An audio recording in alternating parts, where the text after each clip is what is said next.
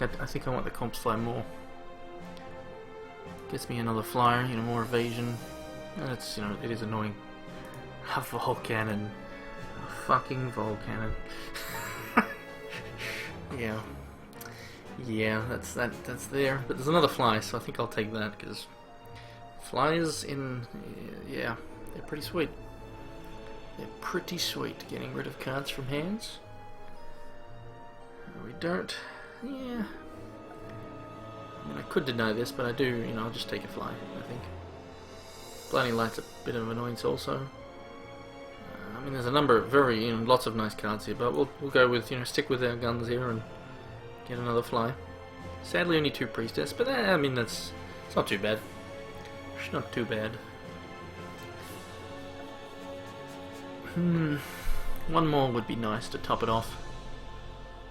But we'll see. Oh, repel and another Volcan, now we might have to deny.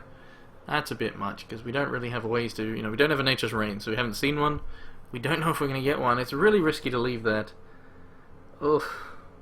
I could take a Sensei, though.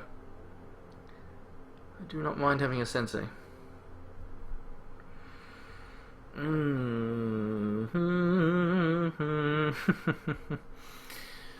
Another Bombsmith as well. Fuck. Yeah, I mean, this is a problem. I think I have to. 2 Volcans is just nasty. That makes it more likely for them to... yeah, see, if I had one of these in my last draft, that would have been very nice. Because so many times I just sat there not able to do anything with all my dwarfs. Yeah, I'll deny that one. Bugger it. So Slave is not bad. There's another thing that helps out dwarfs. I think, well, we could take another Wild Growth. Well,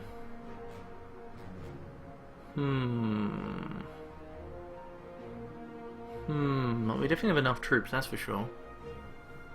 So yeah, let's take another Wild Growth.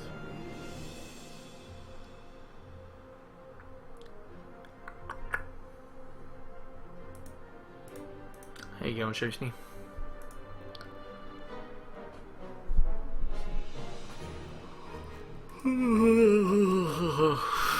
Getting a bit tired, but I have to stay awake.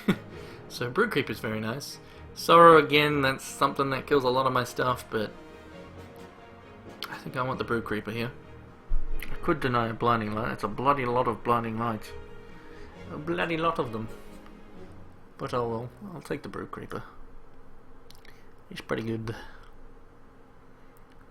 But a pity we didn't, you know, we're probably not going to get that Wild Aura, which would be nice.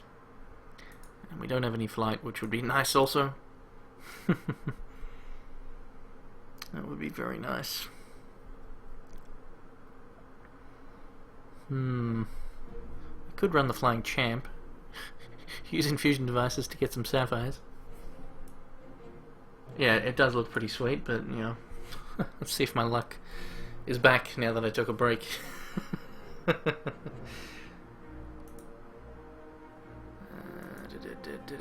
do we got here? Terrible Transfer, which, you know, not going to be too effective in this dual colored deck. But it's pretty much the best pick. I mean, I could take a Shame Gladiator, but I got enough. Well, not really. I don't really have enough low-cost stuff, but I just don't like the fact that it hurts you. I mean, I could make it a 3-3 for 2. It's definitely not horrible. And I do have ways to heal, I guess. But the Terrible Transfer might be something I use. But I think we'll... yeah, we'll take the Gladiator. Another Throat Cutter and a Boulder Brute, though. See, that's, you know, the reason I'm taking this is because, you know, it does work because it's an Orc. So another Throat Cutter wouldn't be the worst to speed up this aggro. Oh, that's troublesome. But the Boulder Brute, I think, is the correct choice here. Because I don't have a great deal of 5 costs, and it is, you know, 4/4 with Spell Shield is very nice. So the Throat Cutter would be amazing to have another one. Getting all these just guys raging all over the place. But yeah, we'll take the Boulder Brute. There's a Terrible Transfer, so we might take that just so anyone who is thinking about doing Mono Blood, if they're, you know, picked up enough good stuff, they don't have 2 transfers, potentially, if not more. The Terrabot's a problem, but if they reduce it enough, a Rockcaster can kill it, in cost that is, which is very likely. Yeah, we'll take that. Where's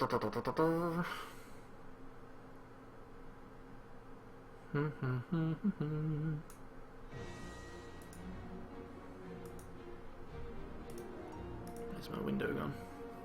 Oh, the skirmisher came back. So the Wild Aura didn't come back, but this guy did. But sadly without Wild Aura he's not as good. He's still pretty good though. We could give him +1/+1 and just try that. Could do that. He's definitely the pick here. So we'll take him. We've already got way too many playables though. So we're not going to run that. Yeah, we got way too many good cards. So our deck is not going to be fitting everything basically. So we'll take that for sideboard just in case we are up against aggro. It's definitely been a lot of nice Ruby cards. Let's sort this by cost. Let's have a look. So sadly we got these two very early, and then that was it. No more Priestess. Sadly. Would have liked to get just at least one more would have been nice, but I mean I do have a lot of good playables, so that's fine. So Bombsmith will deny, just because the reason I mentioned earlier, it does kill a number of our dudes with 1 health. Also can be comboed with other things to take out bigger troops. So yeah, still looking good, looking good. Don't care for really any of these, but I might take a Shadow Rend. Yeah, why not? We'll take that. I mean, if we got enough ways to get a lot of stuff on the board early. So that's, we could use it. We're not going to, but I'm just saying. It's always possible. Having said, yeah. So we want to deny the Sorrow. That's good that people aren't taking these. Like, I'm not going to use them. I mean, I could always say my opponent's not doing a fast deck, or I don't know. Anyway, I could always run 3 Sorrow, take out my guys that die to it, and so on and so forth. So it doesn't matter what we get here. Double Ivory Pawn, GG. Oh snap! So that's crazy. Double Ivory Pawn right at the end there. That's amazing. Can't believe they got left right to the end. That is just mental. Just mental. So let's build the deck. Blood Wild. Take off the artifacts for now. Yep.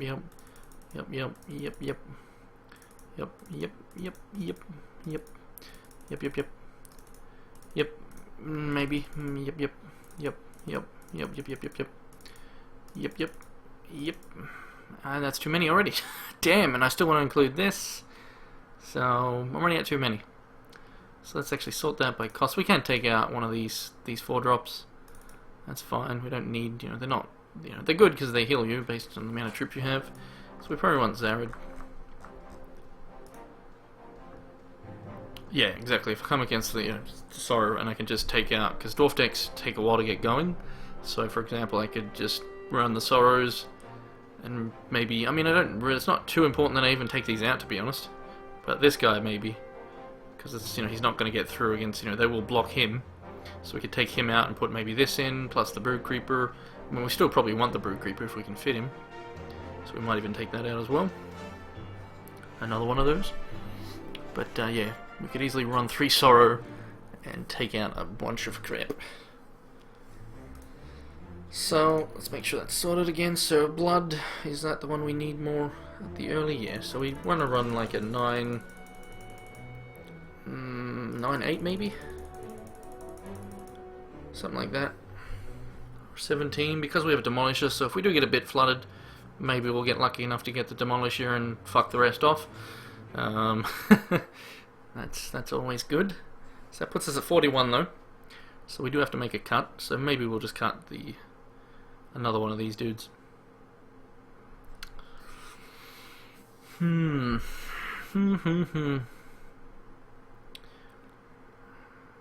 Maybe even one of these is not, maybe one's enough, because it's not exactly easy to get them through. They are pretty easy to block. We would be fairly reliant on using a trick with the Wild Growth. It does force them to block, and then if we have the trick, we can obviously make them block and then boom, do a trick. So we might not even run the spell shield. Might run the +1/+1. Yeah, because I don't have any permanent tricks. Like, I got no blood auras. So if they've got removal, they got removal. So be it. But then we have the spell shield for the Boulder Root. That's probably the way to go here, I think. So that's the big guys. Then we can, yeah. So these come in as a 3/2, so that's pretty good for a 3-drop, and it gets bigger if it does hit. I think that's probably the right move. Flanking gem. That's oh, you mean Splash Ruby or something? And give him that gem. It's double threshold though, that's the thing. If that's... Oh no, wait, that doesn't work because I can block it with artifacts. So... What gem are you talking about? I mean, I could always give it Flight. It is 1 threshold and I could splash some Sapphire for that. That actually is not a horrible idea. So I could do that. And I do have an infusion device as well. So it really wouldn't be the worst, to be honest. But I think I'll just try it first with the +1/+1. The blood one. Let me check this. Blood has rage and oh, I see what you mean. Oh, right, the -1/-1. For when it gets blocked. Correct. Good point, good point. Yeah, I mean, I could put that in. Yep, gotcha. I see what you mean now. Sorry. I see exactly what you mean. Double threshold, though, that makes it a bit But yeah, definitely if I'm against dwarfs, I'll side that in. Definitely. But I think for now, I'll leave it as the +1/+1 for those guys. I mean, if they die, they die, you know, so be it. We got some pretty good aggression, though.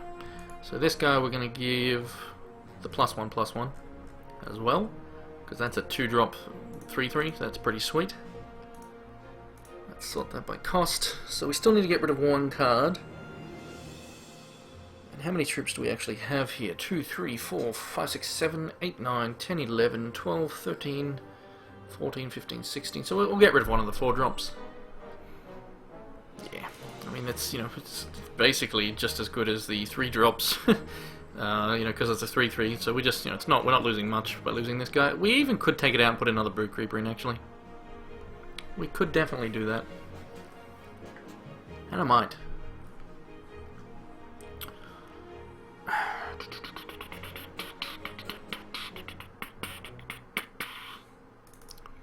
think I will, actually. I mean, he's alright, because I can put a lot of troops out and I can heal. If I feel the need for it, I can throw it in, you know, next game. But I think I'll leave it out for now. Because the Brood Creeper is another one that has to be blocked. Otherwise I get more free troops.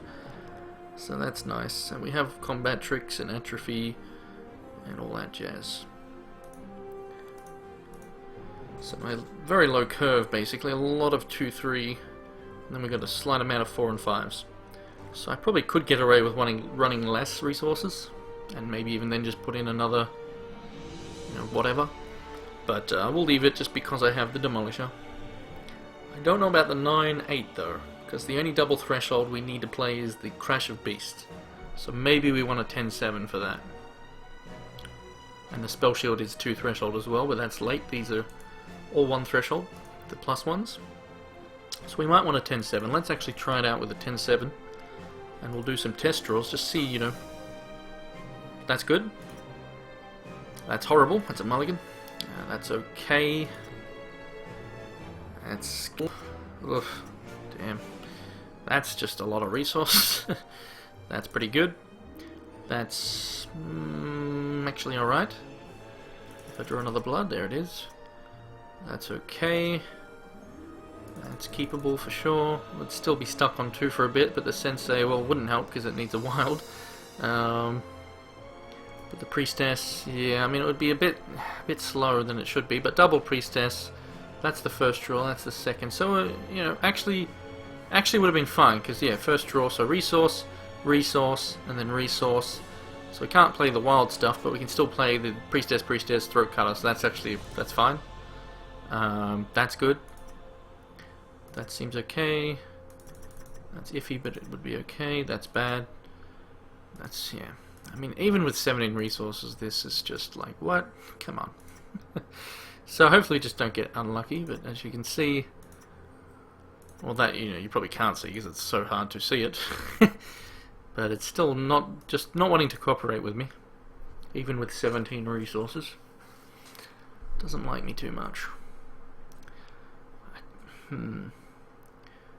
1, 2, 3, 4, 5, 6 to get that. 1, 2, 3, 4,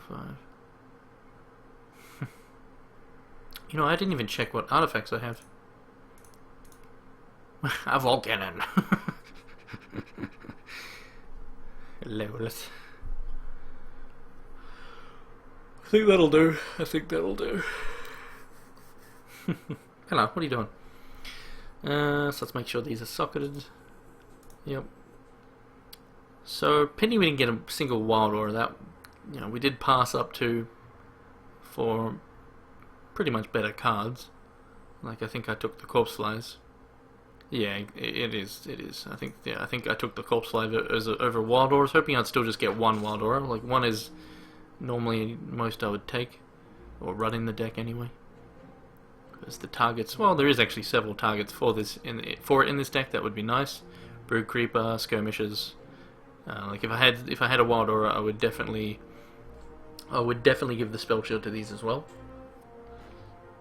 And yeah. Alright, so yeah, I think the deck's pretty good. I mean, that can be pretty fast. So we got at least 3 orcs. Oops, why is this not sorted properly? We got the 3 orcs here, followed by 2 throat cutters. We could have had a 3rd throat cutter, but there was a better pick, I'm pretty sure. Yeah, well, obviously, otherwise I think I denied actually a Volcanon.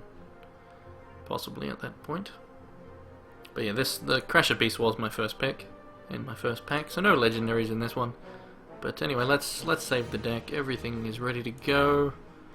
Double check that, yep, and this guy as well. All good. Save and continue. Let's do it. Let's jump into the draft. Continue.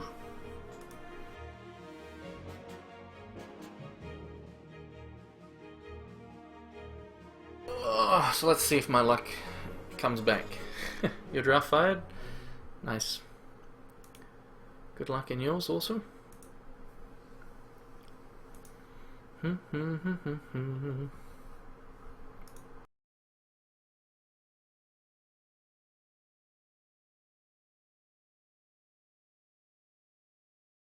Chimes of the Zodiac. Yeah, it's definitely not great in limited. Just because you're very unlikely. I mean, yeah, it's just not that good. It's not even... Oh, excuse me. I mean, it's pretty decent and constructed if you build around it specifically, but it's, you know, can be really devastating with like life siphons or escalation cards, rage fires, any escalation card really. Can be freaking nuts because it copies it. It'll escalate both the copies and adds a new one into your deck, so you basically get a new copy of the escalation card in your deck every time you copy one. So you just get more and more, so more chances to get them. It's pretty insane. Definitely pretty insane.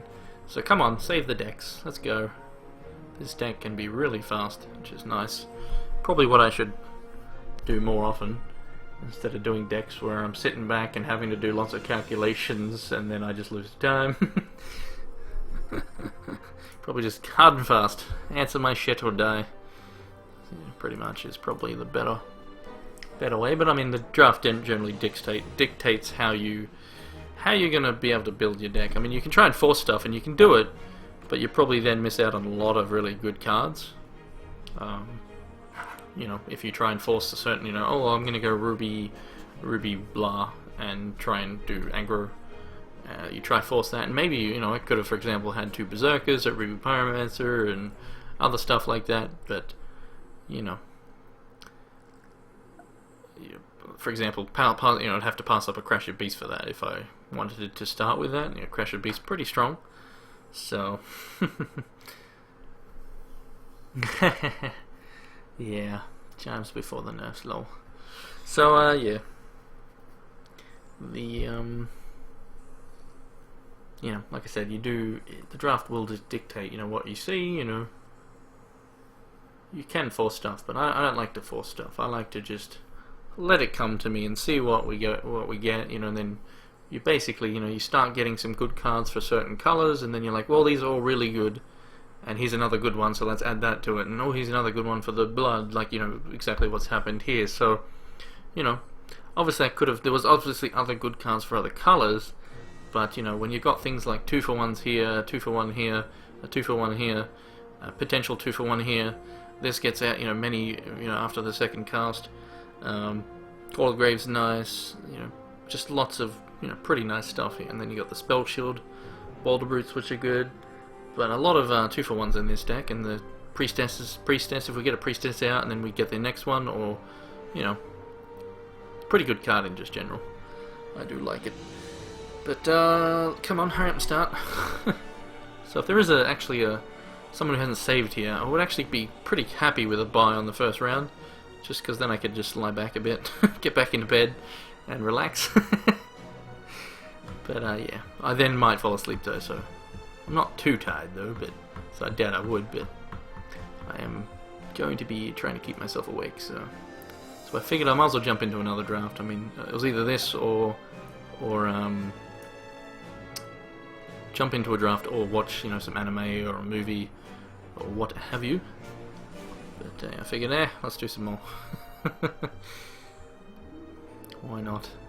Can't keep away. It's too much fun. It is too much fun. And this deck is pretty damn sweet, so kind of be pretty annoying. I will definitely stop if I lose in the first round again. Like if I get flooded or something, I'm gonna be pretty sad. I'm gonna save this again just to make sure. But yeah, I mean, see, if I get these guys out early, because they're 3/2s, I can, you know, potentially minus something so it can't really block it without dying, and then you get rid of their field that way. Combat tricks with wild growths and atrophies, so we can potentially get some good work out of those. Then we've got the throat cutters and the gladiator and the priestesses. Like the gladiator is already going to be a 3/3, so not exactly easy to block as a 2-drop. And then if you get rage on it as well, and then you get double rage with double throat cutters, this deck has the potential to get out of control pretty quick. And then we have a lot of 2-for-1s. You know, a lot, like all these here. 5 cards are all 2-for-1s. You know, if used correctly, it's like the atrophy, for example, you use it in combat, so they block you, and then you minus their dude, and then their dude dies, and you get a card from it as well. So actually, in a way, it's like a 3-for-1, because you keep your guy alive. You kill the troop on the field. Well, I mean, I guess it's still, you know, still 2-for-1. But yeah, keeps your guy alive and all that sort of jazz. So I'm against Ayer. I'm probably saying this wrong. Ayer, whatever. I knew the word, just can't remember how it's pronounced. Anyway, so he is the dwarf guy. The dwarfy artifact guy. But Bella, no. Sit down. Come on. Look, I'll lean back. I'll sit back. You can lie down properly now. That's what you're wanting to do. 1 resource, 2 resource, 3, 4. Not bad. Not bad. That's actually okay. It's definitely keepable.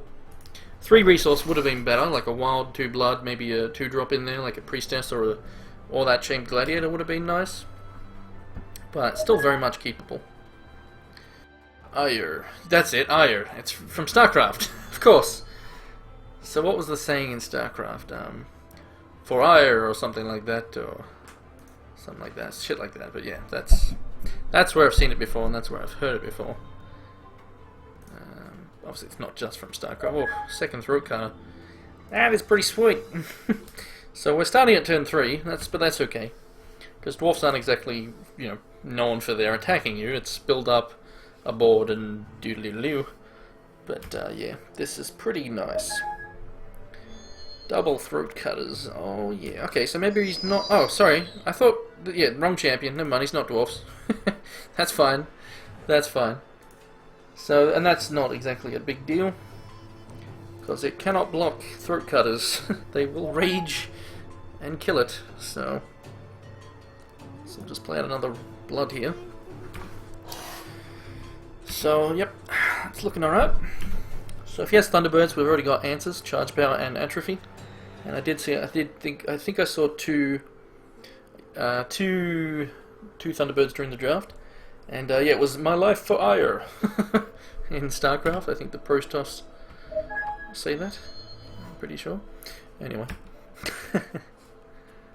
So, that's fine. I mean, maybe he's got a counter magic. That'll be annoying because I've got a lot of corpse flies. So maybe we just throw out a cut. Yeah, we'll throw out a throat cutter. That's the right play. But if he's got the counter magic, maybe he'll play something here. And he does. Oh, that's fine. That's fine. These are things that he would have to double block to kill the throat cutter. So I guess I will corpse fly now, maybe. But then again, yeah, if I bring out... Yeah, actually, here's the plan. Damn it, getting another resource is not great. But we'll bring out the throat cutter. Then we can bring out a throat cutter and have double rage already. Meaning that if he, he'd have to pretty much leave up both. If he doesn't, we can hit in for 4 because he won't be able to block without losing this. And Bella, why are you a pain in the butt? Why you do this to me?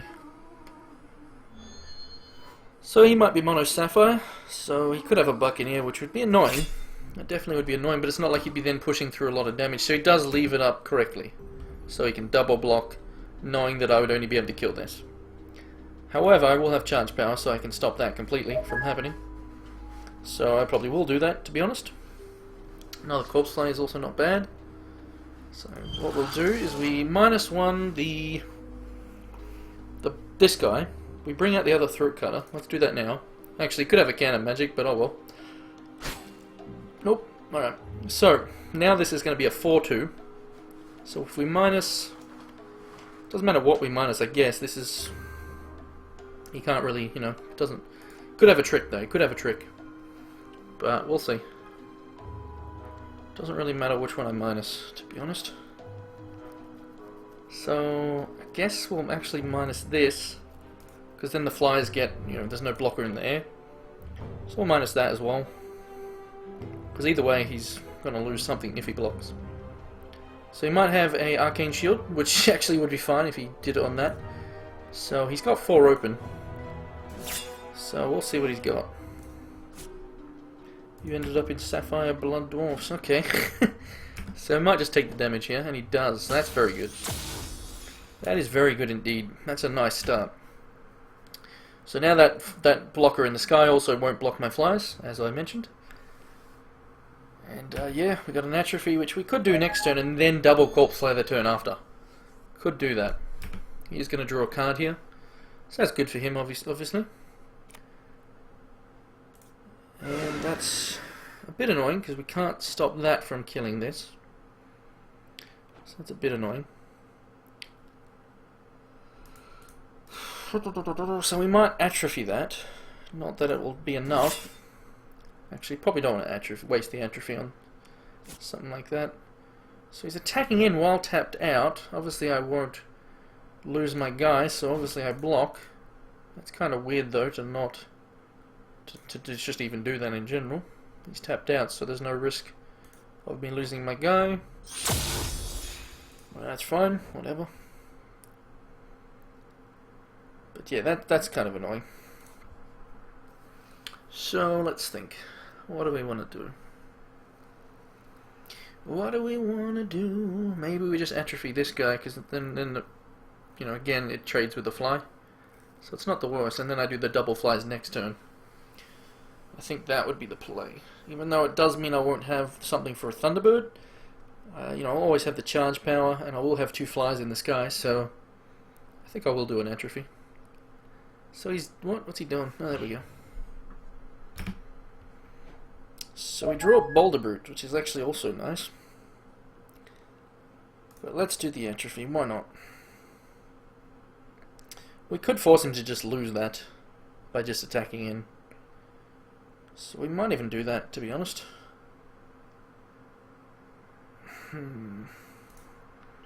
Yeah, might as well.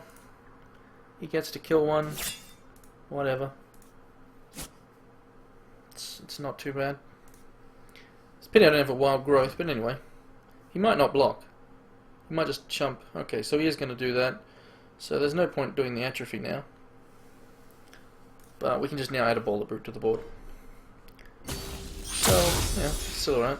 We still hit him for damage. Now we throw Spell Shield out while there's no counter magic. So that's perfectly fine. He's still in a hard position. And we do have Call the Grave, so that will always be a 6-2. Do have that in the deck. So ideally we want to see him throw out a Thunderbird here. Then I kill it, and then we double Corpse Fly. That would be sweet. The double Corpse Fly is going to be awesome though anyway. 2 in the 1 turn. Especially if it was to play out like 2 little weak dudes or something, and go down to a very few cards in hand. But either way we're going to be getting double removal here. Corpse Flies are awesome. So this is looking really good for me. Looking really good, because that Boulder Brute is now very hard for him to deal with. So even if he has a Mesmerize, he gets to deal with that, sure. But, you know, Boulder Brute is then still a problem. Then we got double Corpse Fly coming out. Effigy doesn't really help him. It does obviously block here, but we can atrophy that. Yep, so that's 2 little weak dudes. I did call it. I did call it. So it'd be nice to see 2 little weak dudes. That's funny. Now I think we just double Corpse Fly. Depending on what we draw. If we get a Wild Growth, we attack with this first, and this. Rockcaster. Oh, snap. Oh, snap indeed. So we get rid of that, then we can just attack in. And he would have to double block here. So then we got the Atrophy. But that won't be open, of course. We don't have to attack with that one, of course. We just attack with that. But yeah, we could get rid of the Cavern Commando. But probably the 2/2 is the better option. Let's play it out. Yeah, it's definitely probably the right choice. Can't think too long. So if I got rid of this, I still would get double blocked. He would lose both of them still to this. So I think the best choice is actually get rid of this. Then attack in with the Boulder Brute. Yeah, that's the best choice. So we'll just leave that back for now. Attack in with this, and then next turn is going to be amazing. But we don't want to give him the double block there, even though it would kill both. So it goes down to 8. That's fine. So as you can see, we're getting a lot of just really good draws here, but also, you know, there's a 2-for-1. We've been able to kill some things without losing some things, and also, you know, we've still got all these in the hand are all 2-for-1s, so that's a bit annoying, but it's not like we could have used this on it anyway. But we can atrophy that. It's not too bad. Atrophy and that guy works kind of well. And he is tapped out as well, so the best he can do with his use as a blocker. So that's actually fine. So we can actually probably attack in with... We might just do double Corpse Fly and attack the next turn with the Atrophy ready. So he does have a resource, so he can flip that once. So he can make it a blah blah blah. So we probably just, yeah. Probably he's got 2 cards in hand, so now's the perfect time to just double Corpse Fly, to be honest. Oh, that's pretty nice as well. So Corpse Fly 1, out you come. Boom, get rid of your card, and then Corpse Fly 2, boom, take your card. And that'll put me in a very good position. So Mesmerize is gone. He's been saving it. Boom. What else you got to lose, buddy? And now he probably taps out. Another Mesmerize, maybe? Cosmic Transmogrifier. Okay, that's interesting. So, could attack here. Could attack here. Because then we can just potentially... I mean, we'll take out both of these, I guess. We could just attack with everything as well. Could definitely do that. I might just attack here, though. I am tapped out, though. He can flip this. Make it a... something or other. Could also just attack there, because he can kill this if he blocks. Well, he makes this a 3 health, so 3/3. So then he could block with, say, this and this, and only lose that. I mean, I think I'm fine with that. I think I'm fine with that. Yeah, bugger it, whatever. I don't think it matters. I'm in such a good position now. So he might not even do that. Okay, so he is going to do that. Fair enough. At least that's what I assume, yep. So we get to kill this thing. I mean, I'm perfectly fine with that trade. Gets rid of another one of his flyers. We've got the atrophy of that one. So then our corpse flyers start getting through. So that seems alright. I mean, I lose my spell shield guy, but, you know, that's fine. Because we get rid of that, and then that's all he's got. He's only got, because he can't block anything then, so that's actually fine. That's why I don't mind. Depends on what he draws here. If he gets a resource, that's, you know, probably game for him. So he needs to have picked up something nice here. So let's see what he does. So another commando is a bit annoying, because now he can do the double block again on both, you know. But we can still just fly in from the sky, so that's okay. And we will get another card. But that was a pretty decent draw from him. Not the greatest. It's not going to win him the game. Just makes it a little bit, his death a little bit slower. So, atrophy on this. We'll kill that. I guess we... that was dumb. I could have attacked in with these. He double blocks on whatever, then we just -1, whichever. That would have been the smarter play. But oh well. I mean, too late now. I've already done it. But yeah. Got a bit too hasty there. Bit too hasty. Definitely that would have been the better play by far. Because he goes to double block to kill one. And, you know, this... I mean, it's still okay, because then we just fly in from the sky. And that was another nice draw. We could just attack with everything, to be honest. Because this will be 5 damage, so he will double block that. We kill one of these. So we hit in for 3, 4, 5 at minimum. But I don't really need to do that, so let's just do that. Next turn we can do more. So yep, that's fine. I mean, I probably should have just attacked with everything, but it's not exactly the best trade. Not exactly the best trade. So he actually just takes the damage, so now I can just beat him in the face. But yeah, he's basically needs to top deck something amazing. But, you know, if it's something he keeps in hand, you know, can corpse fly again. But yeah, he's definitely done. He's definitely done for. How did I use a couple, you know, almost 2 minutes more? It's bullshit.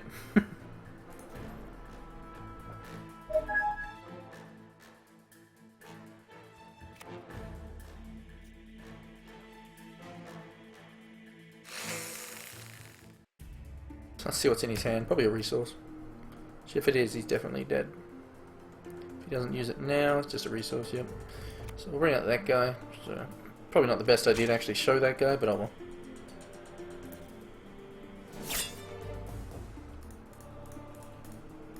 So just now I'll just attack with everything. May as well. May as well, because he will die regardless. So there we go. Game 1, round 1. So the deck working very nicely there, very nicely. So, don't think I really need to change anything, to be honest. Not much I need to change. Yeah, everything's fine. That worked pretty damn nice. And we even got the Demolisher at a good point, because, you know, we didn't get him early, which is bad. You know, once you get to 7 resources, it's good. You can play him out and use him, and sacrifice him. And then you no longer get resources. Like, don't need more than 7, obviously. But yeah, pretty damn nice. Obviously, and also works very nice when you've got things like escalation. So, yep, let's save and continue. I don't think there's anything I need to change. I mean, the deck can go a lot quicker than what it just did, that's for sure. But my opponent probably, you know, changing his deck quite a bit. Now that he's seen mine, and I'm not changing mine, which, you know, I don't think I need to too much. Now, we know he had a Mesmerize, actually. So maybe giving these Spell Shield would be the way to go. But then he does have a lot of blockers for them, so... This guy's a 3. Yeah, I mean, you know, bugger it. We only saw the one Mesmerize. Maybe we'll make him discard it once again. I think he'll be a bit more liberal with it now that he knows we have all these Corpse Flies. He will probably not hold on to it as long. Then again, he could have just picked that up and decided the Wendigo was the best play at the time, instead of using the Mesmerize, because I don't know if I had anything actually tapped at the point, so yeah. Let's see what the opening hand is. So he's obviously going first, which I'm fine with. Don't have a choice about it, but 1, 2, 3. Very nice. That's very nice. That's a very nice opening hand. And he's had the mulligan. So that's very good news for me, so probably going to win this one. He does keep the 6. But, you know, with this hand, it definitely has potential to go far. We've also got a 2 for 1 there, a 2 for 1 there, and these are potential to get bigger and better, you know, with spiders and stuff. But he is going first, so we have to remember that. But, yep. That's not a problem, it's just a 1-1. So we probably want to bring out the Brood Creeper turn 3, maybe, depending on what we draw and what he does. But we'll bring out the blood first, of course. Crasher Beast! Oh, snappity snaps! So one more wild and we can play that as well. One more wild and obviously we can play pretty much everything. But yeah, we got some good plays here. So we do need some more resources though, but at least for 3 turns we've got plays, so. You're off to see the wizard, the wonderful wizard of Oz. Necklord 02, thank you very much, much appreciated. So looking good here, looking good. Especially if he's stuck on 1 now, which I don't know if he is. He could be just slow rolling it, I think is the term. Nope, he's stuck on 1. So I feel for you, buddy. I definitely know what that's like. I know what that's like big time. Sadly for him, I am sitting on some pretty good resources here. So next turn we can, yeah, we'll bring out that Brood Creeper because that will just start giving us more dudes. We could do the Skirmisher as well, but I mean he's going to have to block either one. He doesn't want to give me more spiders because this, you know, and he doesn't want to give me more skirmishes. But if he hits a resource here, maybe he'll get out another dude. He doesn't. Oh, that's tough for him. As I said, I feel for you, buddy. But I don't think, you know, my deck is pretty strong. So, yeah. He has to beat me twice, obviously. I won the first match. But he's definitely, definitely not going to happen now. Now that he's obviously stuck at 1. And I'm all the way to 4. Make that beautiful resources there. That is perfect. So we play out the Brood Creeper here. For reasons I stated. So, I mean a Time Ripple would be annoying if he does that next turn, but all it does is delay the inevitable. It's not going to really keep him in this game. I don't think you can really, you know, miss that many against my opening hand here. I mean, he could recover, but he would have to have Resource, Time Ripple, Resource Buccaneer, that sort of stuff, just to really fuck with my shit. So there's, okay, Thunderbird's fine, I killed that already. That's dead. So that's perfectly fine, and he can't double block. So that's, you know, it doesn't keep him in the game. It definitely would have been nice for him had he got that earlier. He would have got in a bit of damage, but it's not going to do enough for him. And I'm, you know, he's attacking with that even, so now, if he wants to block there, which I think he knows that's dead, that's why he's like, oh fuck it, I'll just attack. But there's a free spider for me, and this game's over. You can't give me a free spider as well as being mana screwed. You can't do that, buddy. So, we kill this, and we can play out, obviously, more shenanigans. He plays out a 3-drop, we kill that with a Rockcaster. I mean, we can just play out the Skirmisher here. And that's another thing that he has to block. So 2 things now that he has to block. He's probably going to say GG here, to be honest. Like these, just both of these out at the start on against someone who's mana screwed. It doesn't have something that can block and kill them. It's pretty much a death sentence. They're both 3/2s as well, and that's not insignificant damage. That's very good damage. So yeah. You got Extinction and a Castigator. Very nice, dude. That's a tough call. I would be tempted to try and make something with just blood, if you can. Just blood, mono blood, maybe. But, you know, see what you can do. You definitely want to consider running Extinction, though. It's so powerful. Because you can just let your opponent play out stuff, make it look like you don't have things, and, you know, you can definitely do that sort of... So he gets a good blocker here, but... Like I said, I've already got a Rockcaster that deals with that, and then he can't... The best he can do is block and kill a spider, which I'll get a new one anyway. So... You got your first Primal. You mad, bro? Yeah, man, I'm mad. You're mad. I lost 4 drafts today, and just, you know, 4th place. It was pretty bad. I don't know if you were here. I think you were here for a bit of the time. But yeah, it was pretty bad, so here I am doing another draft. This one's looking much better. I'm not getting Shards screwed. I'm getting... This is a bit too many, but I mean my opponent got resource screwed in the second game here. But my deck is super nice. Super nice. Starts off very hard and fast. So obviously we just attack with everything, because if he doesn't block these, then I get another spider anyway, and this gets bigger, so I mean he's dead. I mean that was another, it's just another nail in the coffin for him, sadly. He is 100% dead, but props for him to not giving up yet. But I mean I guess he is going to give up now, he just let everything through. So I guess he's just like, yep, that's fucked. Now this guy's a 4-3. And that two free spiders. We had the and we still got a Corpse Flay in hand and a Crusher Beast we can play on the same turn, and that is just too much for pretty. I mean, this is just monstrous. Obviously, him getting it. So now that's game. That's game. Right there's game. He did a peek and has one resource. So the best he could do is get another resource and do a Time Ripple or something, or get like some chump blockers out. Like, oh, he's got a Mirror Knight. So at least he picked up a nice card in the draft. Mirror Knight's probably going to be worth about $4, I think. According to some websites anyway, but it's definitely a valuable rare because it is a very good one of the best. It's up there, that's for sure. But yeah, I mean it's still game, still very much game, so we can just attack with everything. He can double block us the Brood Creeper now if he wants, but then he's taking too much damage anyway. I think he just takes too much damage regardless, and we just got to Call the Grave. But let's just show him what we got. So boom, out comes the Rhino. Look, we got a Crusher Beast as well. And we got a Corpse Flyer. Let's just throw everything out there. So, yeah. Let's make him discard. So, I'm going to say GG, because I haven't calculated the damage. Maybe it's a bit rude, because he might not be dead here.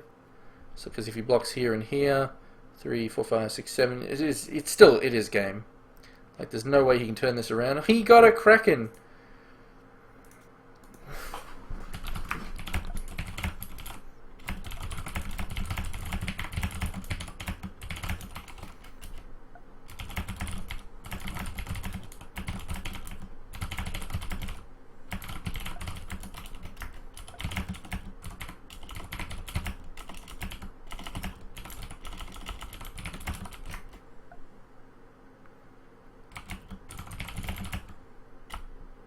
I think it was 3. Yeah, I think it was 3 due to, it was 3 due to Screw of Flood that I lost today, and then the one that was just, a tough matchup and was a very close game. 3 Thunderbirds, yeah.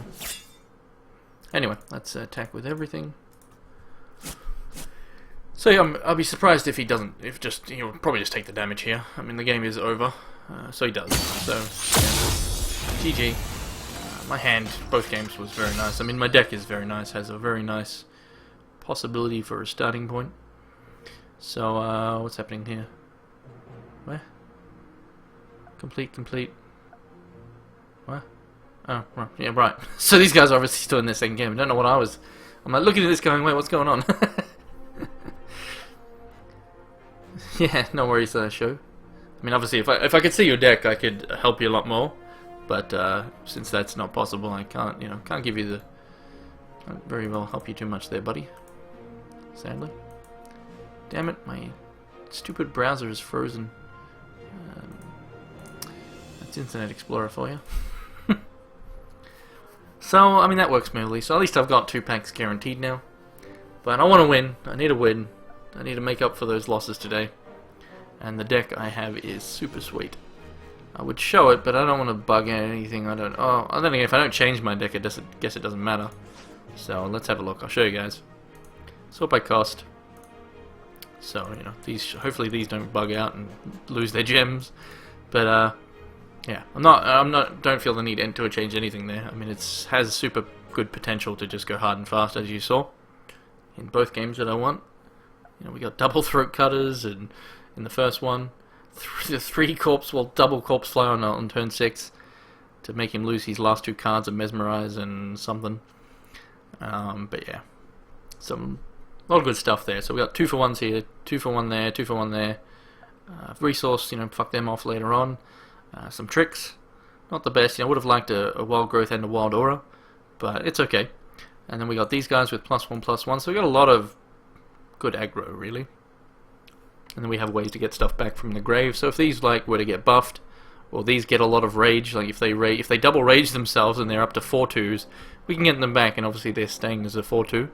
So wouldn't, you know, it's probably not the best target to get back because there's still 2 on the back end. But I mean, most of my stuff is fairly weak on the back end anyway.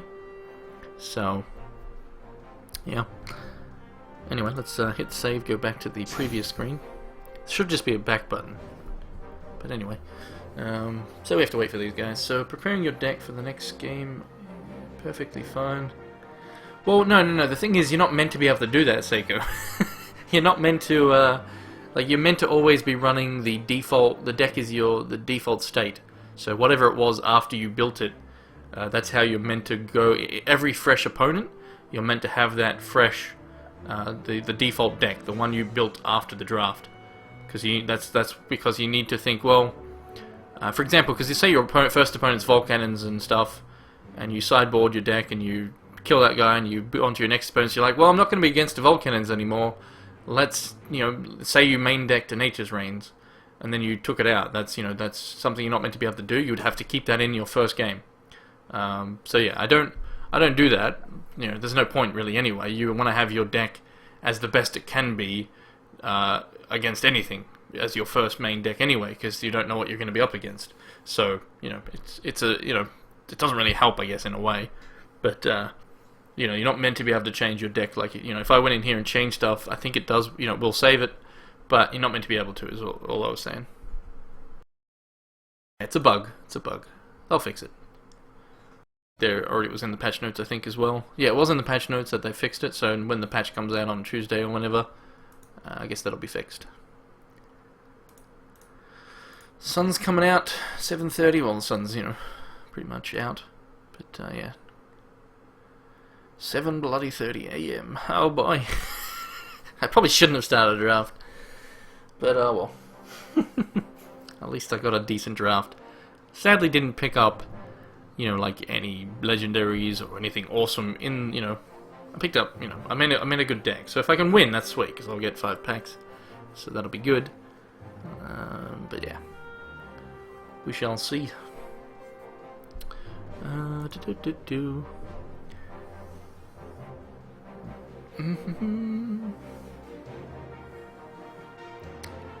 pretty sure you're not meant to be able to.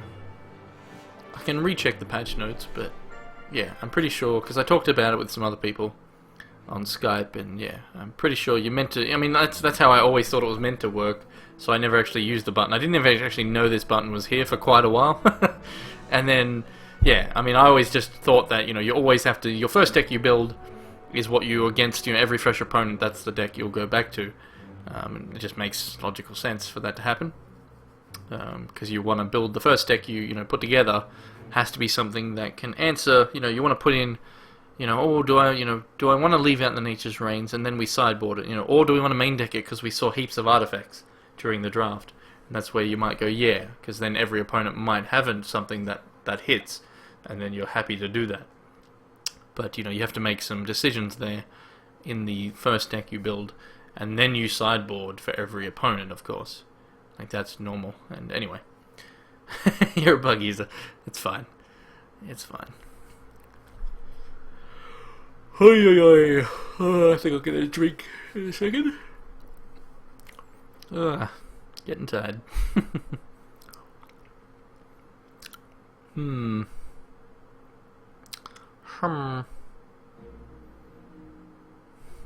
was I gonna do? Just looking at my screen. Anyway, I guess I'll just put my BRB. Actually, I'm gonna change this font. There's nothing wrong with the font, but I don't know. Let's have a look what else we have. This one's weird. I'll just fiddle around with some fonts.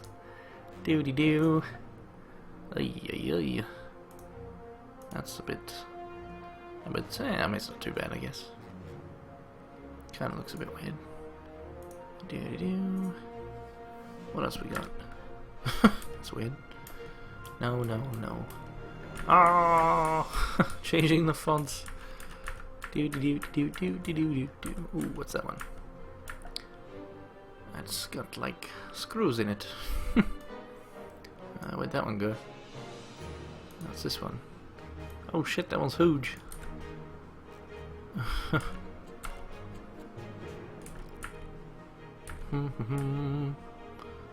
Doop-de-doo. Exciting stuff. Watching me change fonts, I know. I know. I guess I'll just use that one, maybe. I don't mind that one, but I'll keep having a look.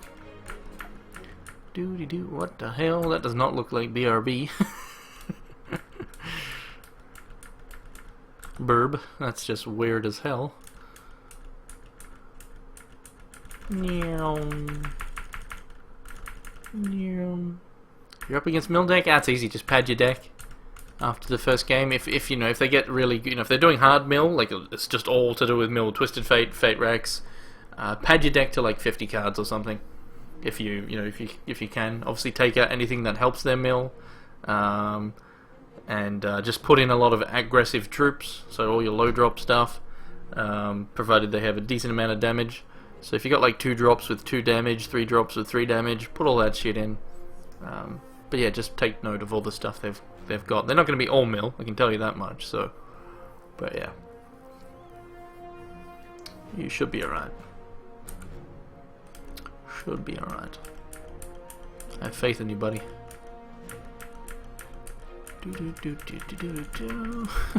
Anyone just joining my stream would be like, "What the fuck is happening to me?" Just BRB, just changing all over the screen. It's exciting stuff. What was that one? Oh, that's that, yeah. That's actually not too bad, being able to see through it. You know what I could do? Let's go insane. Let's go boom. Big. So let's try that. And let's move that over. Let's center it. And there we go. Boom. That's a bit obvious. But you can also see through it, which is not bad. It's not just covering, you know. So that's not bad.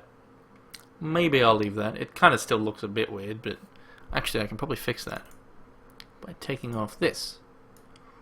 You can also do that to make it thinner. Yeah. Do I want the outline? The outline's not bad. It doesn't matter though. But I think that looks good. We can even make it slightly transparent. Oh, that's even better. That's even better. Maybe I go 35 transparency, opacity.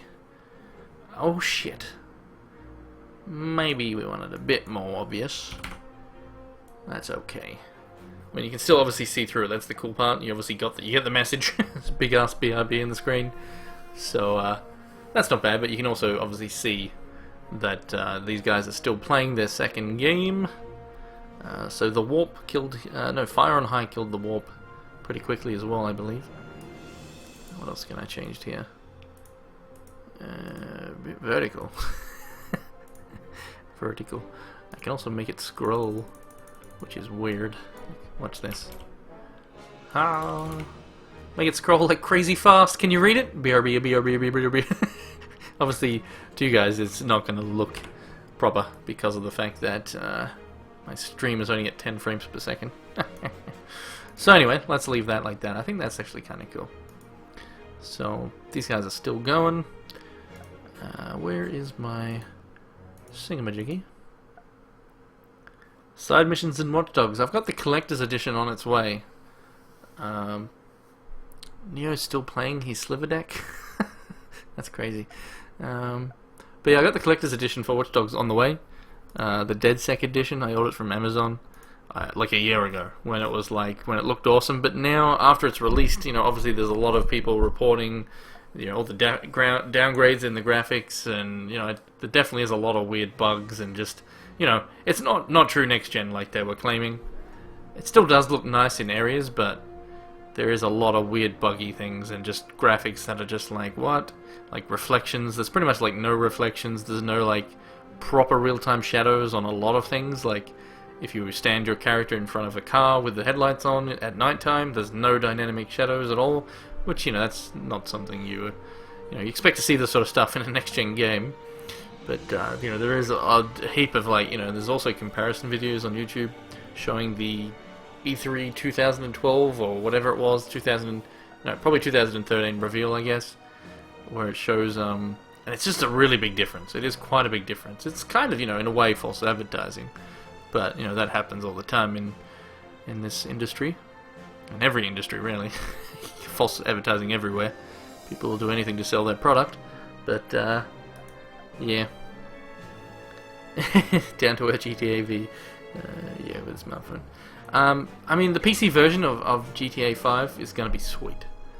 I definitely will get that. I've been waiting for it to come out on PC. They will do it. I'm pretty sure they will. They've always brought out a PC version of all the other Grand Theft Auto games, and there's been a little bit of leaked stuff. So yeah, I won't be surprised, that if it comes out. But hopefully it's not too late. But cause I definitely will play that on PC for sure. So, video about Watch Dogs, really accurate for a first impression. I'll definitely check that out. If you've got a link, that also helps. It's obviously not hard for me to find. Actually, don't worry. Don't waste your time. I'll find it later. I'll find it right now. But I'm just gonna go to the toilet in a moment, take a leak, get a drink. Not from the toilet. The drink will be from a fridge. But yeah. So let's see. Watch Dogs. Total biscuit. There we go. Alright, so there we go. I'll look at that later. Alrighty, so BRB's up on the screen. Alright, so I'll be back in just a few minutes. Go put my bowl away as well. Get a drink. So yeah, be back in a few minutes.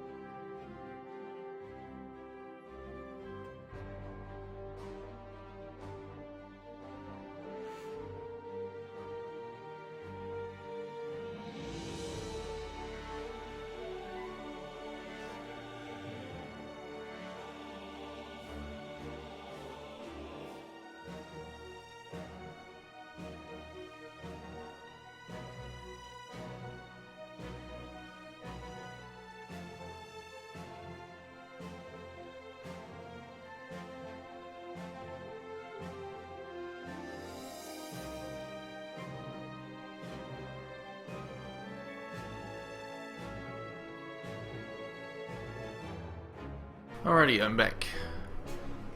Alright, so these guys are finished. So Delusion 120 and Dragon Gate versus Sihu. Probably said that wrong, but yep, they're still in their match. Yeah, hopefully they finish soon. Alright, so I guess I'll watch this this YouTube video in the background, so I'll stop the stream from capturing my computer audio, otherwise you'll hear me watching the video. So I will do that now. Check this out. So I better put my headphones on.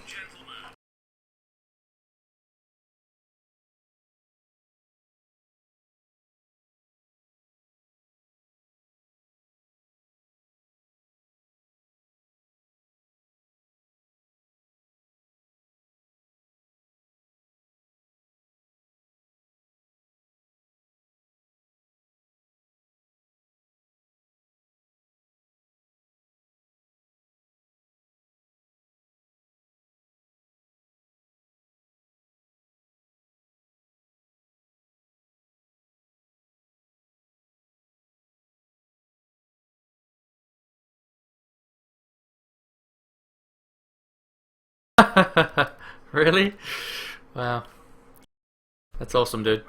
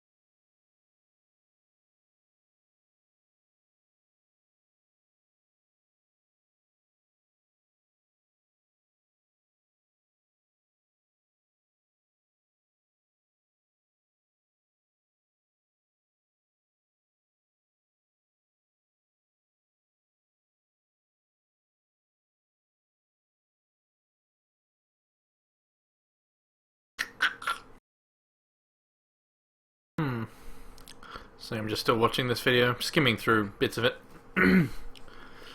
But yeah, these guys are still playing. That's fair.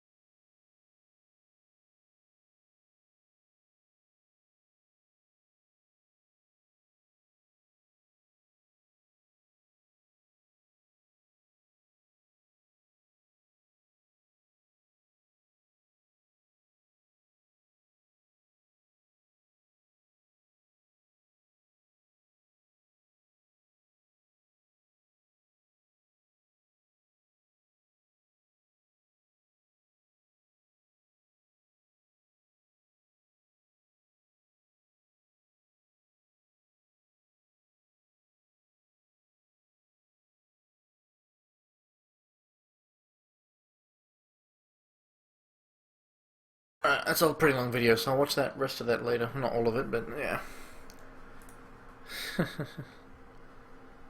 Definitely not as excited for Watch Dogs as I was, like, say, a year ago. Pop Ellie, how you going, dude? So I'm just waiting for my second match to start. Got the first round 2-0. Got a pretty sweet deck. And so these guys are on their third game, so it should be finished pretty soon, because they're probably also running out of time. Quite possibly. And thank you for the follow, Mumbeater! You're off to see the wizard, the wonderful Wizard of Oz. I don't know if you actually heard the noise there, because I had my speaker thing turned off. So maybe not. Maybe not. I don't know. But yeah, it does have a sound when that pops up. I don't know if I have that on.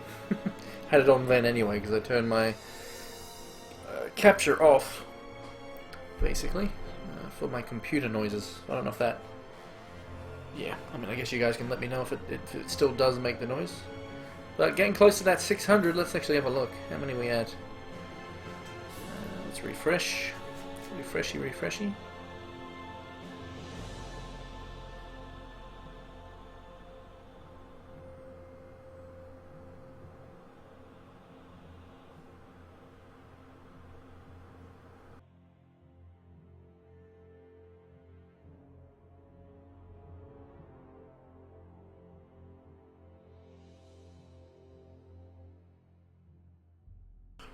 So, 594, okay. Entertain you like Neo. Well, I don't have a webcam, so I can't show you my awesome hat that I don't have. You're off to see the wizard, the wonderful Wizard of Oz. So, Pro Lucko, thank you also for the follow, much appreciated, getting closer to that 600. So I'm just, again, if anyone's just joining, just waiting for these guys to finish Dragon Gate and Sihu. Moz Mattel, welcome back, dude.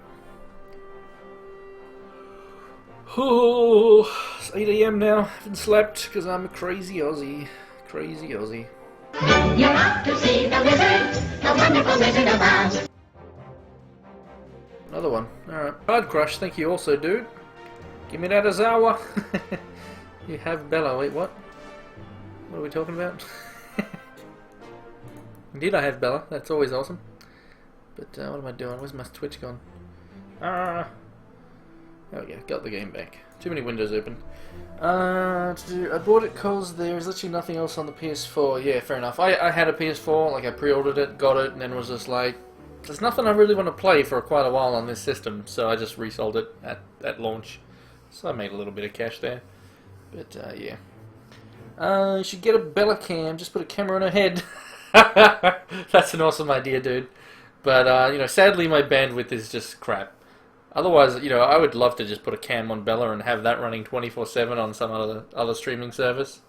But I did order a webcam a few weeks, but no, probably like 3 weeks ago now, from Amazon. And normally I get the stuff quick. Like, I've had other orders from them actually arrive like 2 weeks ago. And they were ordered after the webcam. So I think the webcam is not going to turn up, so I have to wait. Apparently I have to wait for till the 10th of June, so not too long, before I can put a claim in for them to send me another one. But it's a good webcam, a Logitech C920. Yeah, so it's, you know, a 1080p webcam. It was only like it was an Amazon Gold Box deal or something for $50, which is a very good deal for that webcam. So that's why I picked it up. Hell, if I had a webcam on Bella's head and I just like let her run free, I would watch it. I'd be just like, I wonder what Bella's up to now, and you know, just like she's out in the garden sniffing, eating grass, or you know, vomiting. The Adventures of Bella. Blah. Blah. She eats some more grass. Blah. So I'll show you the deck. Sorry, your delay is huge. I mean, I can't help the delay. That's just Twitch. I mean, I could probably stop the stream and restart it, and that might help it a bit. But maybe just refreshing the stream will help. But let me show you guys the deck. So let's open this up. So let's sort by cost. It's a very good deck. It has a lot of good aggro potential. So we've got 2 Priestess, which, you know, I was hoping to get more, because I got these like very early, like in the first 6 picks. I think I had 2 of them, and then never saw any more, sadly. Hello again, Phoenix. But we got 2 of those, 2 Wild Growth, 2 Corpse, 2 Call the Graves, a Shamed Gladiator with the +1/+1, a Sensei, 3 Corpse Flies, a Brood Creeper, 2 Throat Cutters, which combos with these, 2 Snubian Skirmishers with +1/+1. I would have done, say, Spell Shield if I had, like, good buffs for them, but, you know, whatever, I'll just give them +1/+1. If they die, so be it. Crash of Beast, which was my first pick from the first pack. Shadowgrove Witch, a Demolisher, which is very nice. That was my second pack, I think. I believe it was. Yes, it was. And that, you know, obviously allows me to run more resources than I normally would for this sort of curve. And then I don't, you know, if I do get too many, I can possibly, hopefully draw this. Say I'm at 7 resources, draw him, play him out, no longer get resources anymore. And that'll solve that problem. Atrophy, so 2 for 1, 2 for 1. All these 2 for 1s. 2 for 1. And then 2 Boulder Brutes with Spell Shield. So let's hit save and go back to the previous screen. So they should be finished pretty soon, though. They should be finished pretty soon. But yeah, pretty sweet deck. And I won the first round quite easily. Yeah, just a bit too quick, Yo Dine, how you going, man? So let's check something here.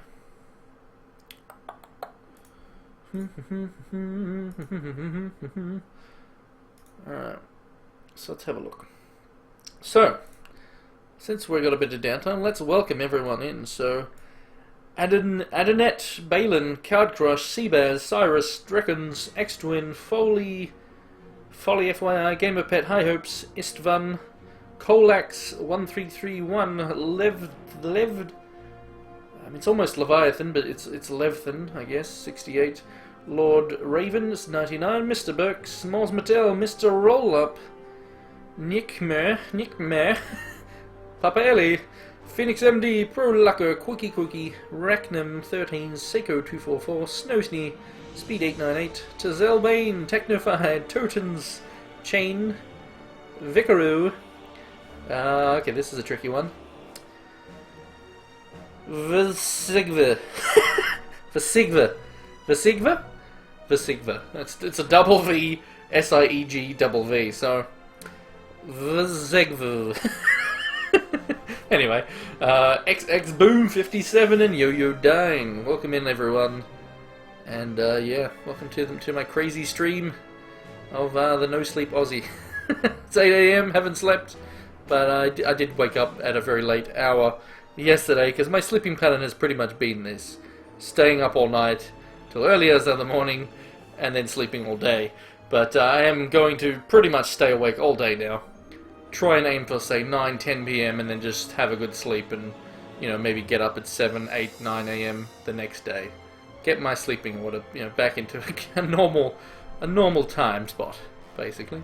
That's the plan. Then I'll probably rule it again a few days later anyway, but whatever. So, how are you all going?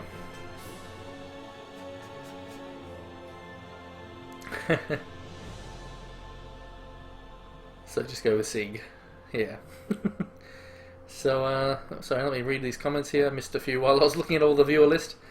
Missed all the good giveaways. I gave away some games, and obviously Neo gives away a lot of stuff. He has so much shit. It's just insane. So many. Well, in terms of like all the HEXCon or whatever it was, the like Gax and Potencios, he's still giving those away. Don't know how he has so many. It's insane. So what else did I miss here? In Germany we got midnight. 11 PM, sleep is for the week. Today felt like a 24-hour. Yeah. So these guys, I can't believe this hasn't ended yet. Even just by time, it feels like an eternity. I've been waiting here. It definitely feels like it. But anyway, I guess I'm just not used to finishing my game so quickly. I did win pretty quick, so especially the second game. My second game, my opponent got stuck on 1 resource for a couple turns, then 2, then 3, and by then I had like already hit in with a Brood Creeper, got a free spider, got my Skirmisher out. He got buffed. He got another free spider, charged power to Thunderbird, and yeah, it was just brutal. Then he got out a good blocker with a Cavern Commando, which is a decent blocker, and then I just 2 for 1 that with a Rockcaster. So I just had all the answers, and it was beautiful. But didn't help that my opponent was screwed. I definitely know what that's like. So where is everyone from? So we got Sieg from Texas, Phoenix from the UK, Pro Lucker from Germany, feel free to, if you like, just participate in the chat. Let us know where you are, where you're based, if the time if you would like. And yeah, if any of you guys have been playing Hex and you've been drafting, also how have you been doing? What was your last draft like? What legendaries you've been picking up?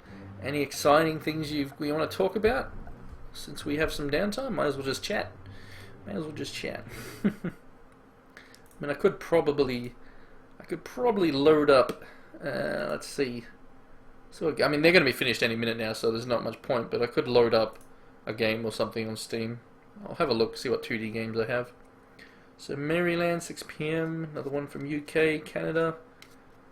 Gloucestershire. Okay.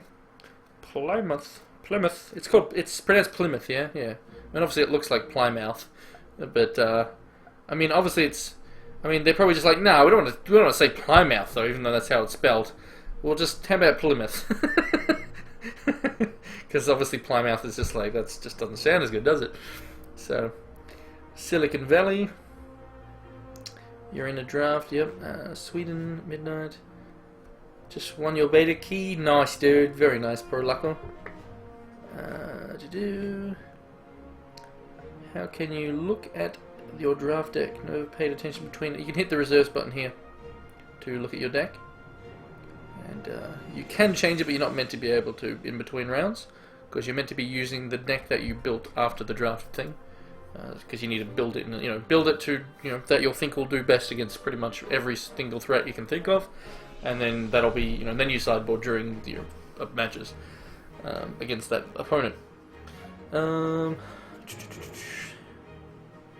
That's why I have for a company called itself the Gloucester Aircraft, so people would know how to pronounce it. Gloucester. Gold Digger Capital Bag, Wrathwood, and Fist of Brigadon. Whoa! Made a great wild mono get my handed to me in draft round 1 by a weird artifact deck. None of the bombs landed in my hand. That's rough. I know that feel as well. You're making sweet decks and then just, especially, you got 2 big bombs in Mono Wild, and then... See, the downside to Mono Wild is you just have no card draw. And unless you got Senseis, which can be alright, because then they can help you delay long enough to get to the big guys. They can definitely be good. But other than those, then yeah. Battle Beetle as well. Oklahoma, currently in draft 118. Border of Orange County. Inland. Fair enough. So let me have a look at my Steam games here. I have a lot of them. In terms of 2D games though. Let's have a look what we got. What the hell's PID? Alright, PID looks like a 2D game. I got heaps of stuff just from like different various Humble Bundles, and so I have no idea what this game is, but I might as well have a look. So let's have a look at the store page for this game. PID. I don't know what PID is. Looks like a platformer, so that could be alright. It is indeed... Wait, no. Ooh.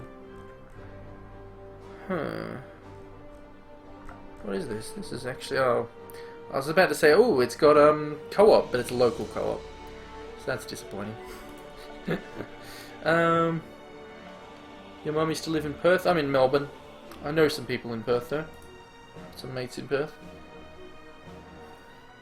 Name is really Plymsmouth, which is shortened to Plymouth, as you pronounced, yeah. I mean, I've definitely heard it as Plymouth before. But yeah, fair enough. Oh, what? Yeah, okay, that... I mean, yeah, obviously when I read that, obviously not in 118 draft, because that obviously doesn't correspond with the draft numbers, but you've done 118 drafts? That's insane, bro. Holy crap, did you get a lot of tiers on Kickstarter, or are you just spending a lot of money? That's insane. Like, I've done a fair few, but definitely nowhere near that many. Probably not even half that. That's a lot of drafting, buddy. Good on ya. Good on ya, that's insane. So I'm against Sihu. So he beat Dragon Gate. So good on him.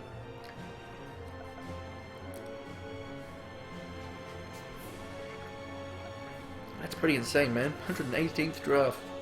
Jesus. How are you keeping track? You've got something to keep track of it? Like you just marking it down in a text document or something? Or you just happen have a really good memory. The Roman name for it, Chester, Roman camp. Alright, well, game starting. You spent $100 for plant, fair enough. Fair enough. I suppose you've also won. How many packs do you reckon you've won? Yo-yo? Like, how many drafts have you won out of that? Or at least, you know, how many, let's say, first and second places do you think you've got there? Or did you keep track of that as well? I assume you probably did, but... Well, let us know. Let's see what we get here. 1, 2, 3, 4. Oh, that's a bit too many, but we got the Demolisher, so... We'll keep that. We'll keep that, because now, even if we get more, like, it's slow. It's definitely slow, but then we'll just start drawing quality pretty quickly. That's pretty nice. Pretty damn nice.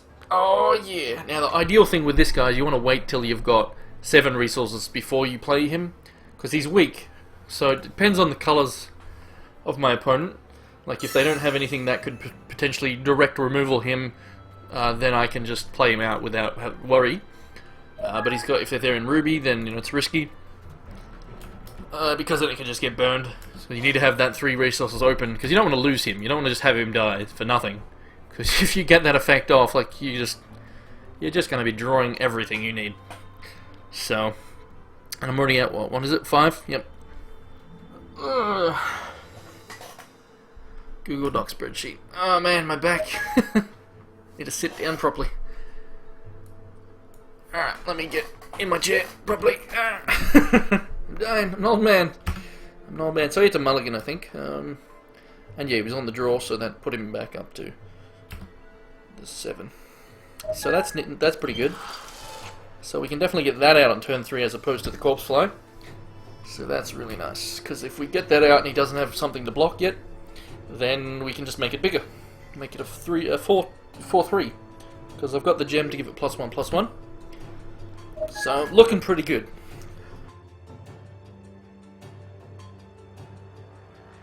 Doesn't have a play here, You have to see the wizard, the wonderful Wizard of Oz.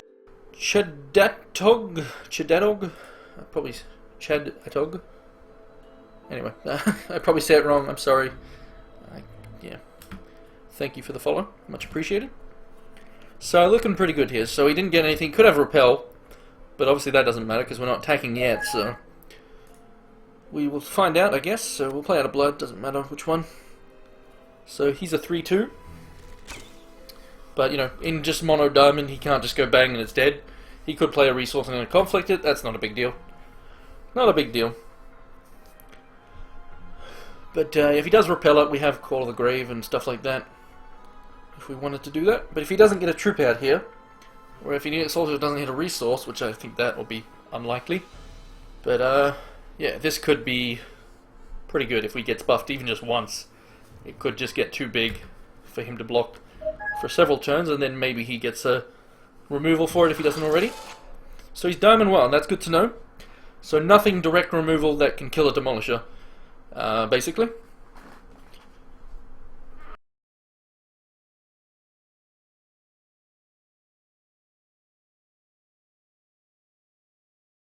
Not bad, Phoenix, not bad. I opened up to 550 packs, and now I'm back to like 600 and... So I did, I called it. Done and dusted, I did call that. Again, Wizard Powers. Wizard Powers! Oh, shit. Open him, Phoenix, go for it. Go nuts. That's what I would do anyway, I opened all my primals. Primal pack is a pack that contains 2 legendaries and then the rest rares. It's very sexy. So I'll play at the Demolish now because we don't need more resources. That's 7, that's the ideal amount. And because the worst he could do to this right now is play at a troop that is like a 1-drop for a 2/2 and then battle it with a thingamajiggy. So he's not going to be able to kill this. So we'll get to sacrifice that next turn and we'll get to attack in with it maybe. And then if he tries to repel, well, that's even just a bonus because we just sack it in response. So, safe to play him out here. And we don't want more resources, so that's beautiful. Because then we'll just be drawing quality draws every single card. Every single card. So, pretty cool. I mean, the downside obviously is to do this you are using a card, but obviously just getting quality draws is insane, so... Good start, and all he does is play out a Glimmergun, so he can't attack in now.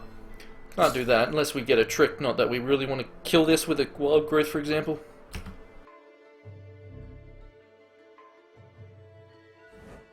We'll probably just... We don't even need to sacrifice this yet, to be honest. There's, like I said, nothing he can do to kill it, so... Nah, I do. I do. Which does mean he will be hit me for 2. But, I just drew another resource, which I didn't need, sadly. So I've already, got too many, so let's stop that from happening. And, sadly I can't play out the Corpse Flay as well. So we'll just sack that now, doesn't matter. Oh, actually it did, that was dumb. I could have blocked and then sacked it. I should have, I did a bit of mistake there. I'm just, whatever. Takes 2 damage needlessly, but oh well. That was a bit shilly. Shilly buggers. But yeah, so now that that's done, okay, so that's fine. Use it. Go ahead. Make me discard a resource. Go right ahead. We don't need them. We've got 7. That's fine. 7 is perfectly fine. I'll make you discard now. So he can attack in for 2, which had I done that correctly, I could have blocked, stopped the 2 damage, and then sacked in response to the block, and that would have made the damage fizzle. But I done goofed, so, whatever. Hopefully that doesn't come back to haunt me because I die with, I don't think I will. I mean, now that I'm in this position, and I'm at, guaranteed 6 resources, with just quality draws now, I should be able to probably go on to win this pretty quickly, potentially. So there's a Boulder Brute, which we can already play. So we'll play that, definitely, no worries. That's a really nice draw, obviously, and that's what's going to continue. Always nice draws. Now we might die to losing because we draw too many, but that's unlikely. So can you get primals off VIP? I'm pretty sure you can. Pretty sure you can. Then again, actually, I'm not sure at all. I think you can, but yeah, I guess actually I haven't got any myself. I'll have to check the account that I gave to a friend to use and see if he got any, because he'd have, it's easy as well. I just haven't checked his, but I'll check that. So we can double Corpse Flame, so that's nice. So boom, Corpse flies, do smack. Corpse Flay 1. What does he get rid of? He's at 3, so he's got cards in hand because he would have played out a resource had he had more. So he's losing cards here, which is good because we're doing some removal. We're getting the removals. So he's got a tough choice of what to discard. Because, if he had more resources, he would obviously have played them out because, we're obviously past turn 3. Oh, that's decent. That's decent. I mean, I make him use that, and he still discards a card, so that's fine. I mean, I don't care about that at one iota, because we are gonna, so he still has to discard something. Maybe he doesn't realize this. I'm pretty sure he does. So, oh wait, yeah. Now where's the effect? Come on. Did he discard anything? Oh, he's still deciding. Hence the reason nothing's happened yet. You can get primals from draft, that's for sure. I've had one. Only one, sadly. So he gets rid of that. So next Corpse Flay. So the only thing I'm worried about here is he's got a Wild Growth or something, and then he blocks and I lose my Boulder Brute, which will definitely suck. But I think I just have to attack anyway, because if he's got it, he'll probably be leaving it up, because this is only 1 cost. And I do have, I am going to be restoring quality, and I do have Call the Grave, so we'll make him lose another card, obviously. Let's see what he moves this time. So Total Walk, that 2 fairly good removals, and now he's down to 3 cards in hand, which puts this on a more even footing, because I've basically got 2 on the board, so I've got 3 cards, he's got 4, basically. So will he have a combat trick? We'll soon find out. If he's got it, he'll use it, because I'm tapped out. So if he blocks, then we lose Boulder Brute. But, we get to find out if he's got any. by attacking here. And like I said, I am just going to be drawing quality, so 9 primals here from 118 drafts. That's pretty insane.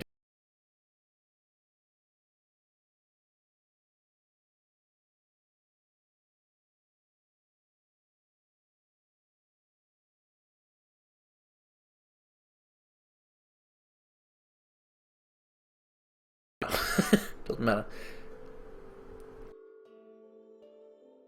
Yeah, actually, apparently, I read in chat the other day, there was, so you can now double block, but there was, Hex Rex was saying something about you're not meant to actually get primals from draft list. And thank you, armies of Mordor tablet. Nice one, dude. He's on his tablet. What sort of tablet you got, armies? If you can type, I assume obviously you have a ability to type on a tablet, but maybe it's just not the greatest interface, which I can forgive.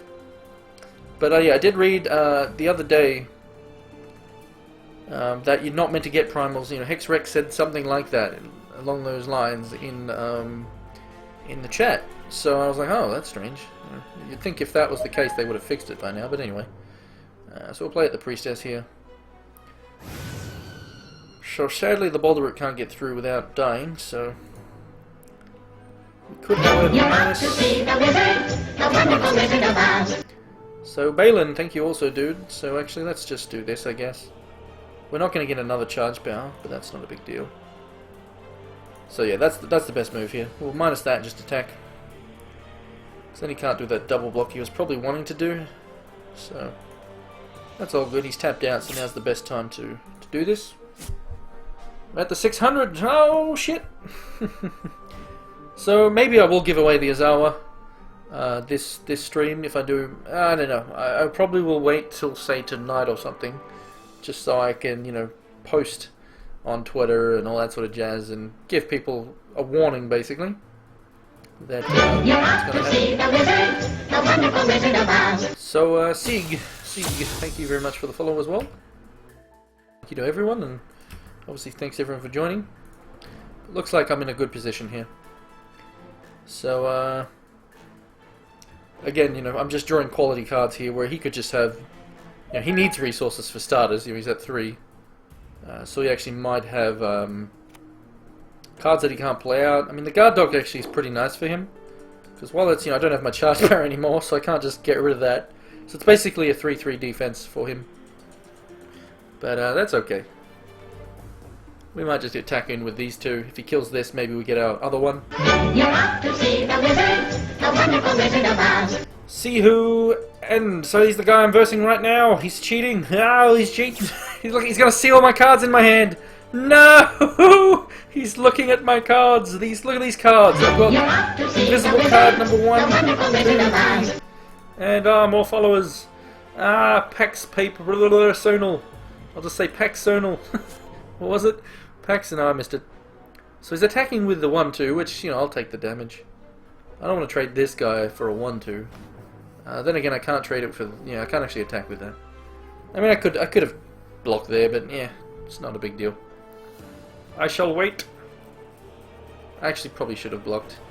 Thanks there, Pax oh, damn it. Again, I'll just call you Pax. Thanks, Pax. Thank you very much.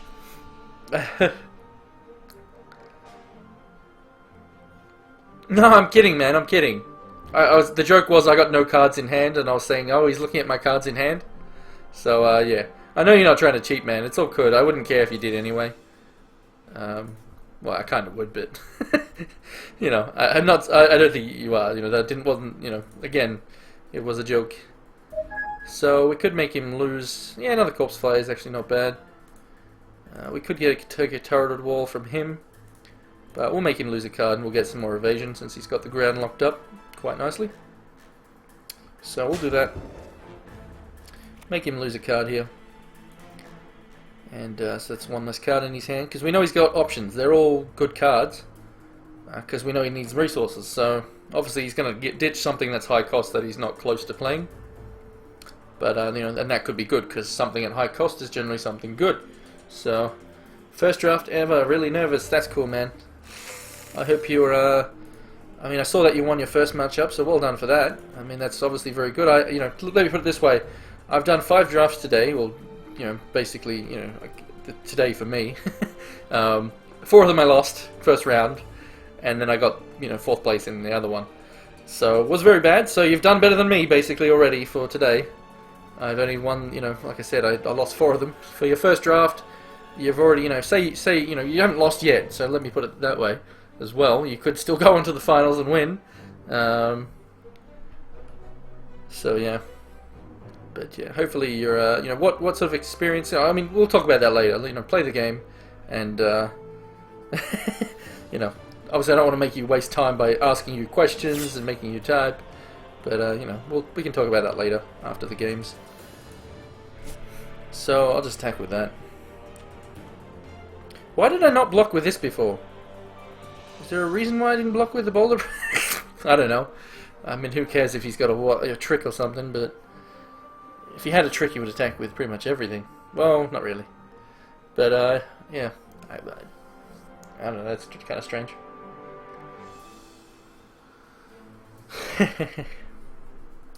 I mean, that's generally the way you do it. That's the way you do it, man. You pick up cards that, you want to, if you know about the bread acronym, bombs, removal, evasion, and so on. You want to be, generally you follow that rule. That's a good starting point. But yeah, you want to, anyway. You familiar with other card games and all that? So he gets his 4th resource. Oh shit!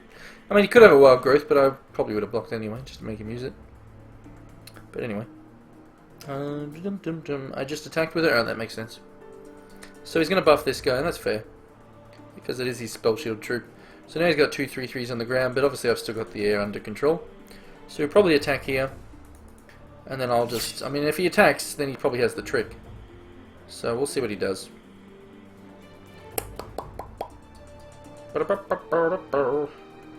Now if he does have a wild growth, we can block, we can double block, and if he has a trick we could still kill it, which I'd be fine with. So we'd only lose the one guy. Actually no, we'd lose both, but I don't care about this. Oh, now I have the trick. So, probably just attack with these 3. Because then he double blocks. If he triple blocks, we will kill 2, so that's fine as well. So actually let's attack with everything. Because we don't care about the priestess. And that might mean he blocks less on this. Like he might double block and then 1 over here, and that would be fine. So that's the right move there. So let's see what he does. Transform something doesn't remove the gems. Yeah, the monkey, that's a known bug. It's a known bug. With monkey, like just basically reverting, or the certain cards, I think Dingler, and there's, I mean, they'll fix all that. I think they've got something in the notes. So he's got a blinding light. Ooh, that's pretty good for him. That is pretty good indeed, or at least he could have, did he not block? I mean, assuming he's going to block now, he'll kill my Boulder Brute. I guess I could save the Boulder Brute still. But, do I care about it? Not too much. Not too much. So, he's blocking there to kill that, blocking there to kill that. So yeah, that's a good block by him. So I could use this to keep this alive. We don't care about the priestess. But I mean, his only real offense is this guy, so he's not going to be able to race me. So we'll just do that. We'll let it die. Who cares? So obviously we're not killing anything, so it doesn't matter what is there. So maybe we'll get another priestess, which would be nice. And we do. So there we go. So that's all I wanted there. Come on, play out. There we go. Alright, didn't glow. That's fair. So yeah, looking good. And again, I'm just, every turn I just quality draws, no more resources, which is beautiful. If I could do that every game, it's so good. Stopping at 7 or 8, it's fine. No more. And then just everything. I mean, obviously, it is possible to to not win before you draw. I mean, not really. I'm pretty sure if, I'd get it too many threats for my opponent to handle. We got 4. So yeah, we will probably just combat trick here. Kill this guy. Because he will very likely attack with that. He probably even attacks with everything because he can't block these, so he might as well. He doesn't. Alright. That's fair. Fresh fair. But that, so he could have another trick up his sleeve. Let's find out what he's got in hand. We'll find out one of his cards. So he's got 2 in there, obviously. But that's a good blocker now as well. And yeah, let's see what he's got. See what he's got out of those 2 cards. Obviously not resources. He's stuck at 4, which probably is good for him because he can probably can't play out a diamond door. That's a bit saddening for him, but we know he has that now, so that's good. He can't play it yet. So yeah, we'll just attack in with these guys. And yeah, the diamond door he'll obviously put on the spell shield guy, but then wild door beats, you know, still kills it. So even if he gets a resource, that it's fine. So looking good, looking good.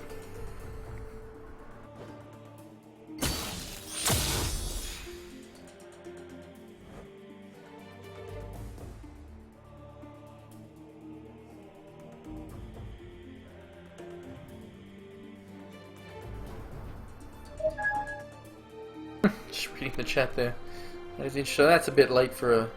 It's a good card. Good card, if you get it early. I mean, it's still a good blocker, that, you know, because he can... Not yet, but next turn he can tap it, like block and then tap it, and that's a good blocker. But, you know, he has to deal with the flies, obviously. So we found out about Blinding Light. Let's actually have a look. So he actually picked up some decent cards there.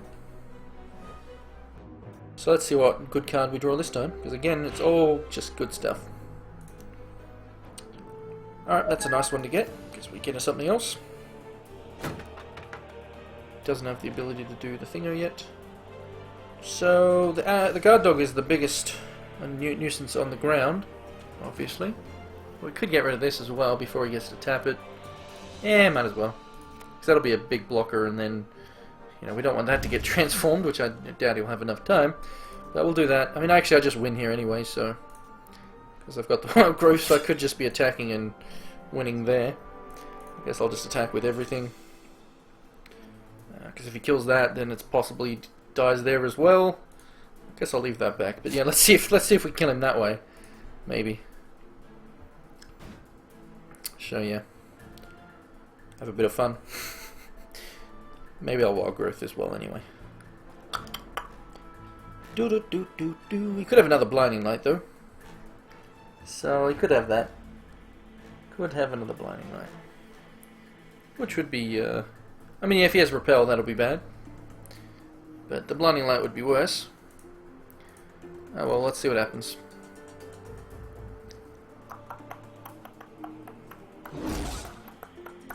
But bam! Let's see if we lose, or if he loses. We got it, so don't know what he had, but anyway.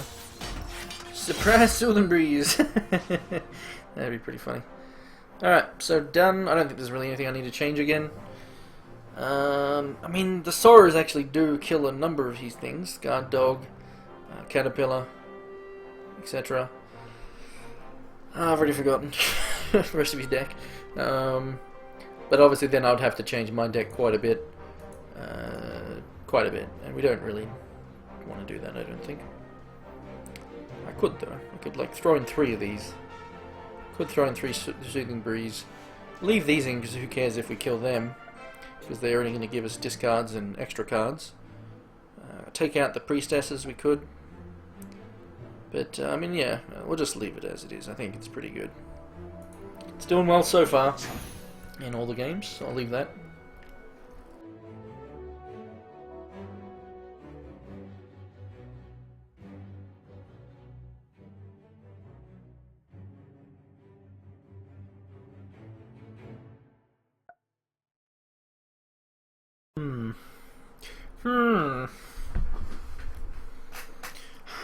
Hamala. So he's changing his deck, which, you know, that's fair. But yeah, I basically picked these up just to stop people using them against me. Yeah, exactly, don't change what isn't broken. And there's nothing I can change to specifically counter anything in his deck. Like, I could do the Sorrow thing, but, you know, it does mean changing my deck. quite a bit to work that in, and it's not really worth it just for a guard dog and a caterpillar that we know of. But we need to go at Blinding Light, Inner Conflict, the Howling Ambush, and various things like that. But, you know, if he's got him, he's got him, you know. We'll just play out our stuff, make him answer stuff, and try to kill him before he kills me. I could have made my dude's spell shield now, instead of the 3/2s. And that would give him less targets to conflict and so on. But, well. So he's going first, obviously. So 1, 2... yeah, well, I mean, that's obviously very capable. We just need one more resource, we can get these both out. And then we have good tricks for them. So one more resource would make this, and I'm on the draw, so definitely keeping this. The Priestess would be a good draw, or the Shamed Gladiator would be good as well. Because that's a 2-drop, that'll be a 3/3. And then the Throat Cutter combos with the Priestess or the Orc Gladiator. The Shamed Gladiator. So a resource obviously would be nice here. Just 2 resources in a row would be beautiful. Because we got two guys that... So didn't get one there, but still, that's fine. Even if we get stuck on 2 for like just 1 turn, that still will be okay. Maybe. I mean, if he does a Scrivener into a Paladin or something, I'll have nightmares about Paladins, I'll tell you that much if that happens, because the Paladin earlier that was just like growing 2 points a turn was insane. So there's a guard dog, that's okay. We got Atrophy and Charge Power for that, if we want to do that. But, yeah, we need to hit a resource here. There we go. So that's good. That's very good. So now we just need one more resource. A blood obviously would be nice. But, yep. You just got a primal. Oh, shit. From what? Did you win a draft or something? Or you bought a pack, or... Let us know. How'd you get it? What'd you do? So, armies, what sort of tablet you got, buddy? Ooh, okay, that doesn't have spell shield yet. That's fine. I mean, I can't do anything about it. Let's give it wild growth and a wild growth. It's getting close to the spell shield. That's okay. We got some good tricks up our sleeves. Hopefully he doesn't have any conflict. So we'll play out the Throat Cutter first, because that's, you know, who cares if he conflicts that? It'll still give me the rage on my orcs I have. But a skirmish getting in a conflict is bad. So we take 1 damage there. That's obviously fine. No, you can't use primals in a draft. That would be OP. OP, OP, OP. Well, also, you know, good for your opponents as well, because you can't take everything. So we did hit, you know, that's ideal resources right there. That is pretty beautiful. So again, I'll just play out the Throat Cutter here. So he probably will get this spell shielded, so that'll be decent for him. But we do have 2 wild growths already, and 2 guys that work very nicely with them. You know, keep them alive. But I mean, the guard dog is a 3/3, so if he has a trick of his own, we could, you know, end up failing. But that's why we might just want to atrophy. We want to atrophy that before he transforms it. So kind of risky of him to play that there, because now I can atrophy the guard dog, charge power the caterpillar. Unless he has tricks, you know, he could definitely save stuff. So what I'll do is I think I'll charge power first, see if he does anything to try and save it. If not, anyway, yeah, we'll see. So I don't think he's going to attack here. He does. Well, that means he has a trick. So maybe he will save these, but we're fine with taking. I mean, or he's just bluffing. Could be a bluff. See who. Could be actually pretty good. Could be a good bluff there. So let's see if he plays out something for 3 now. If not, if he leaves open resources, then it's very likely he has stuff. But yeah. I'm fine with throwing a charge power at this, and then if you say wild growths it, yeah, that's okay. Oh, right. He can do that to stop me. Oh my god! That's hilarious! He just totally countered everything. I mean, the guard dog's not a big deal, so I can still kill this. But, I mean, he is watching my stream, actually, so see who, what are you doing, buddy? You just, like, countered my exact next play. Obviously, you know what I have, though, so... That is still... That is madness! That is crazy. Charge power plus the bravery there. Makes it so I can't do what I would like to have done. That's pretty funny. That's pretty funny. So, guess we attack. So we have this.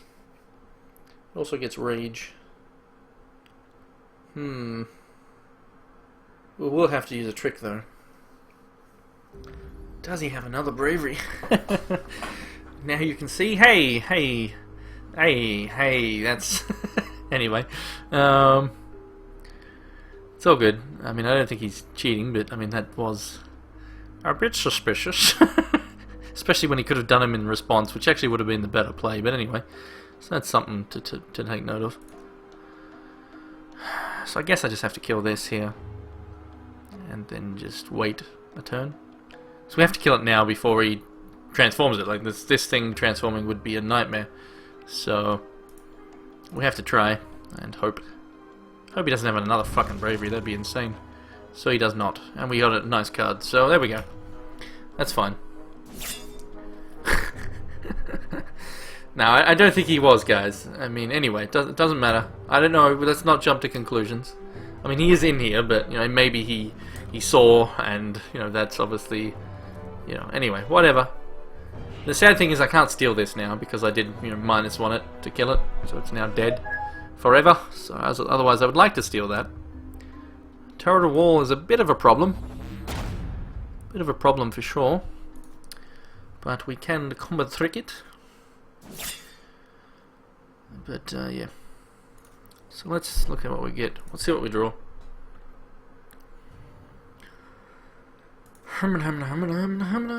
Priestess.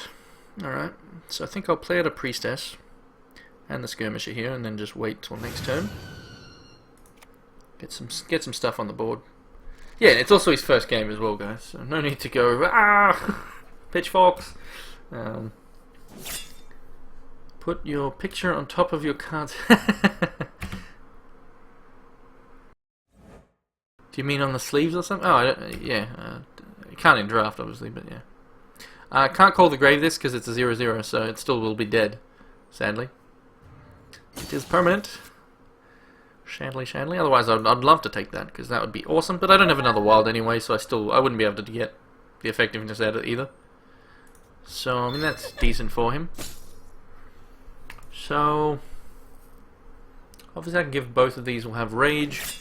He's got a 4/4 dude here, but obviously we have the tricks, and he's actually out of cards in hand, so we can make use of these tricks now by just pretty much attacking with pretty much everything, if we want. And obviously these are the key ones to save. So we'll just attack with those though. So let's do that. So we'll do that. See what he does. But he's out of cards in hand, so it shouldn't really matter what he does, really. Unless I just totally fucked up. I mean, I guess I could have attacked with this, since actually, yeah, it would have raged, so I should have attacked with that. Should have done that, even if it died to this, for example. I should have attacked, because, you know, I do have Call the Grave, and it could have just got me a replacement. But that would have probably been the smarter move. But I'm not always smart. Not always paying attention. So, Gamer Pet is in love with all of us. Oh, snap. Oh, snap. So, he's now thinking very carefully. I mean, he... You know, anyway. So, he's actually... Alright. So... What's he done here? So that's... Yeah, so we need a Wild Growth both. Wild Growth both. So, we do that. And that...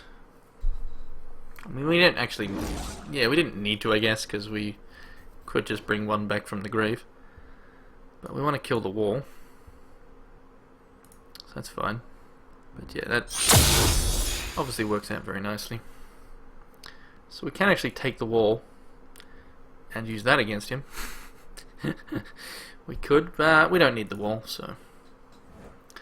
We're the ones with the better board position, basically, so... Sadly, we can't still get through with these. This guy does, you know, is annoying. That's now got Spell Shield, but he did just get a resource, which doesn't really help him here. He can hit me for one, that's fine. If he does that, that'll be interesting. So I'll just attack with both of these. He then blocks this very likely, takes 4 and 2, and then we just get it back from the grave. Yeah, so he shouldn't have attacked there. But I guess he wasn't going to block with it anyway, because it just dies without killing anything. Except for this. Could have traded there, but it's not a good trade. But now I can freely attack. He then blocks and kills that. We get it back from the grave and replay it. Or we just play the Boulder Brute, honestly. So that's not bad. So we'll just attack in with everything first. So yeah, in a very good position. So that's just a swing in. That's obviously goes up to 4. So he might, if he blocks here, that'll be incorrect because this gets bigger as well. And actually more health as well. So that would be the incorrect block, even though it looks more damaging. But, you know, it's his first draft, so maybe he... Let's see if he realizes. He probably will. And he does. He does realize that is the... obviously the danger. That's the danger zone. There's that. So yeah, we'll just play out the Boulder Route for now. Don't really need to add more.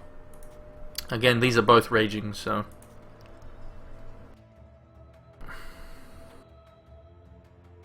Got the rage machine. If he has a resource, he can buff this to a 2-3. Guard Dog's pretty good for him, because now he can block here again. Can't block the Boulder Brute, and he doesn't want to block here. I mean, he's going to lose the Guard Dog straight away. He might leave this back to block here, which it looks like that's what he's going to do. That's still fine. We still push through 4 damage. We get rid of his dudes on the board. We can then add a Shame Gladiator and dig something back, so it's not horrible. We could also just wait until we have 1 more charge power and just attack with the Boulder Brute, to be honest. Could do that. There's no reason to let him have trades, I guess. So let's just attack with the Brute, because he... Well, he can double block it, actually, so... I guess I should just attack with everything, maybe.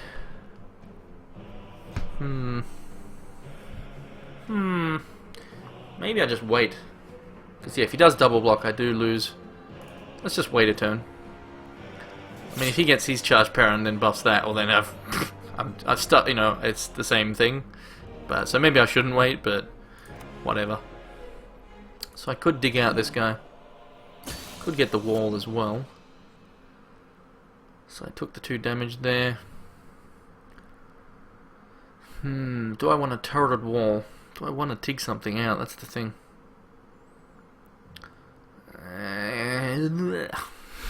I'll just wait for now. So, I mean, maybe he won't hit the resource here, and therefore I can kill this with a charge power, and then I won't have to lose anything besides this. And that's why I figured it's worth it waiting 1 turn. He might pick up a repel or something, but he can't repel this. If I hit the resource, obviously this will be good, because it doesn't look like he hit one. So yeah. So let's see what happens. Let's see what happens. Ronin used to have 1 health. So we didn't get what we wanted there. But I think now we just attack with everything. Fuck it. Because this has also got rage as well. So another benefit of waiting. So we'll just do that. So now obviously if he wants to do the double blocks or... Oh, damn. Damn! So that's annoying. He just gets to take out basically these 2 and take no damage. So, I mean, we knew he had... I mean, that was a nice top deck for him. That's pretty amazing. That's pretty amazing. That's awesome. So, I mean, that's you know, especially if this also triggers the damage. If it gets the replacement, that's okay. But let's see how he blocks here. It's currently almost 9 AM for me.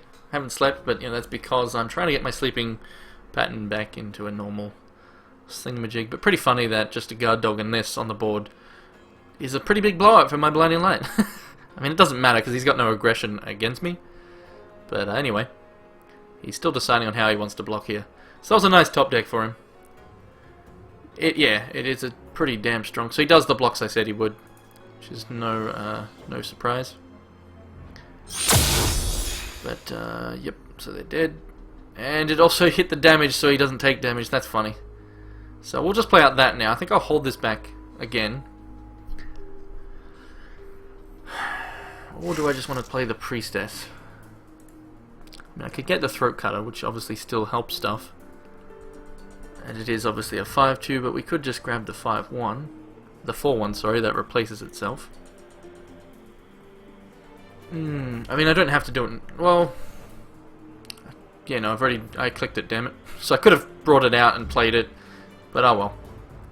What's done is done. What's done is done. So he had a resource, and now he probably will buff this, or this, maybe. Anyway, if he doesn't buff this, then that's good, because then we can potentially kill it with a charge power, which would be very nice. See you, Cookie. So yeah, he does buff that, so that's fair. So that will now trade with these, and I can't kill, you know.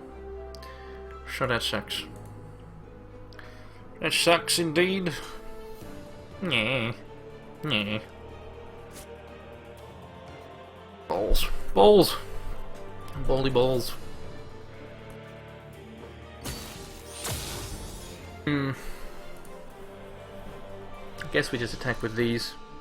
We get in 4 damage, he loses the dog. And yeah, we lose our Boulder Brute, I guess. So, yeah. We'll do that.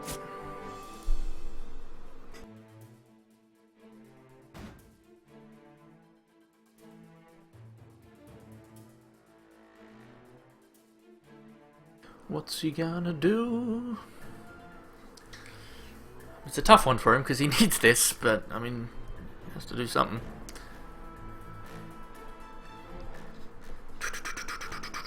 But yeah, see you again, Quickie. If I think I said it.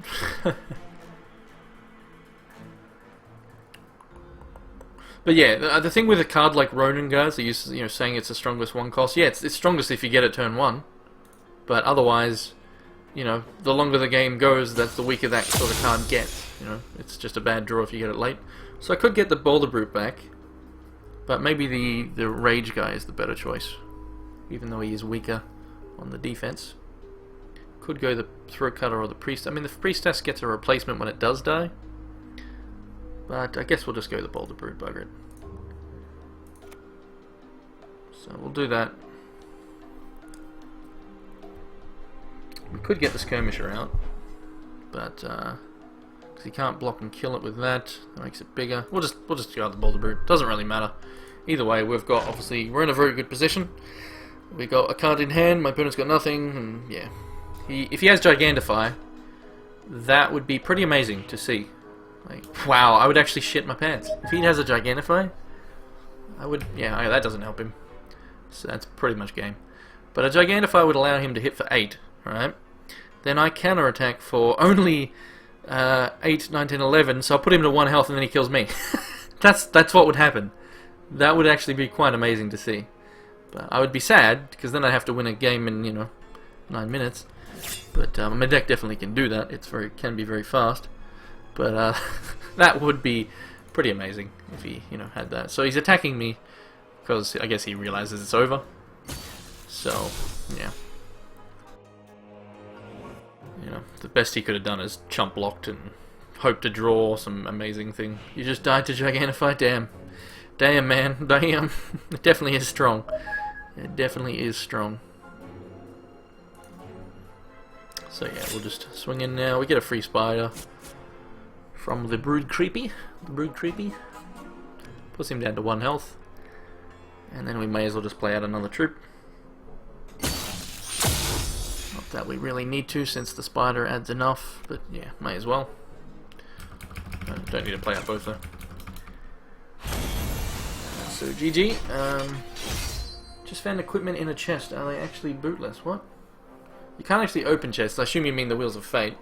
Something gets Fire on High, so he went... What was his last opponent? He went 2-0 both matches so far. So probably a very good deck.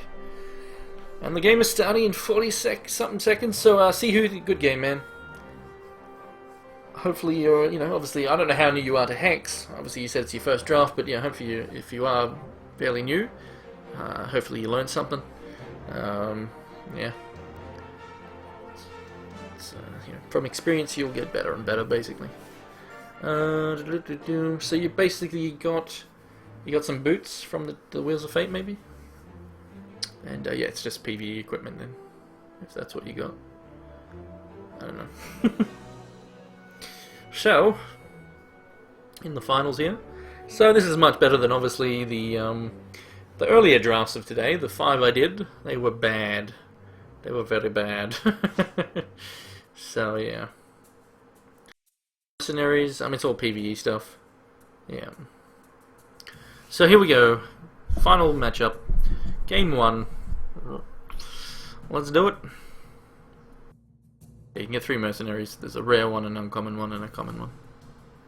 So play first, sure. That's nice with my deck. So let's see if we can continue with the nice draws. So 1, 2, 3. Stop, stop. Good. That's good. That's a pretty killer hand. Pretty killer hand. So he's using Banjitsu. I think that is that one. The +2 temporary buff. So I'll have to remember that because it's not something I've played against often, so it's easy to forget what it does and just, you know, just might surprise me. But I mean, it is basic, so it's not like you can do it as a combat trick.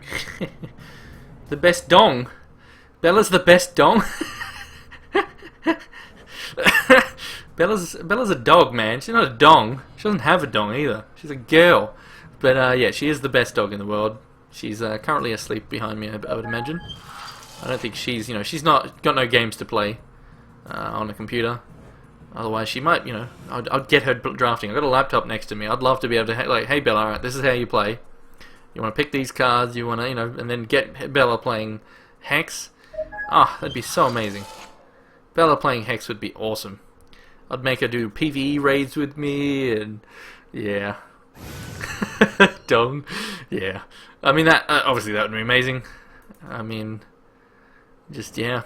Can you imagine it? Can you imagine, just imagine someone sitting there with a dog next to them, playing games with them.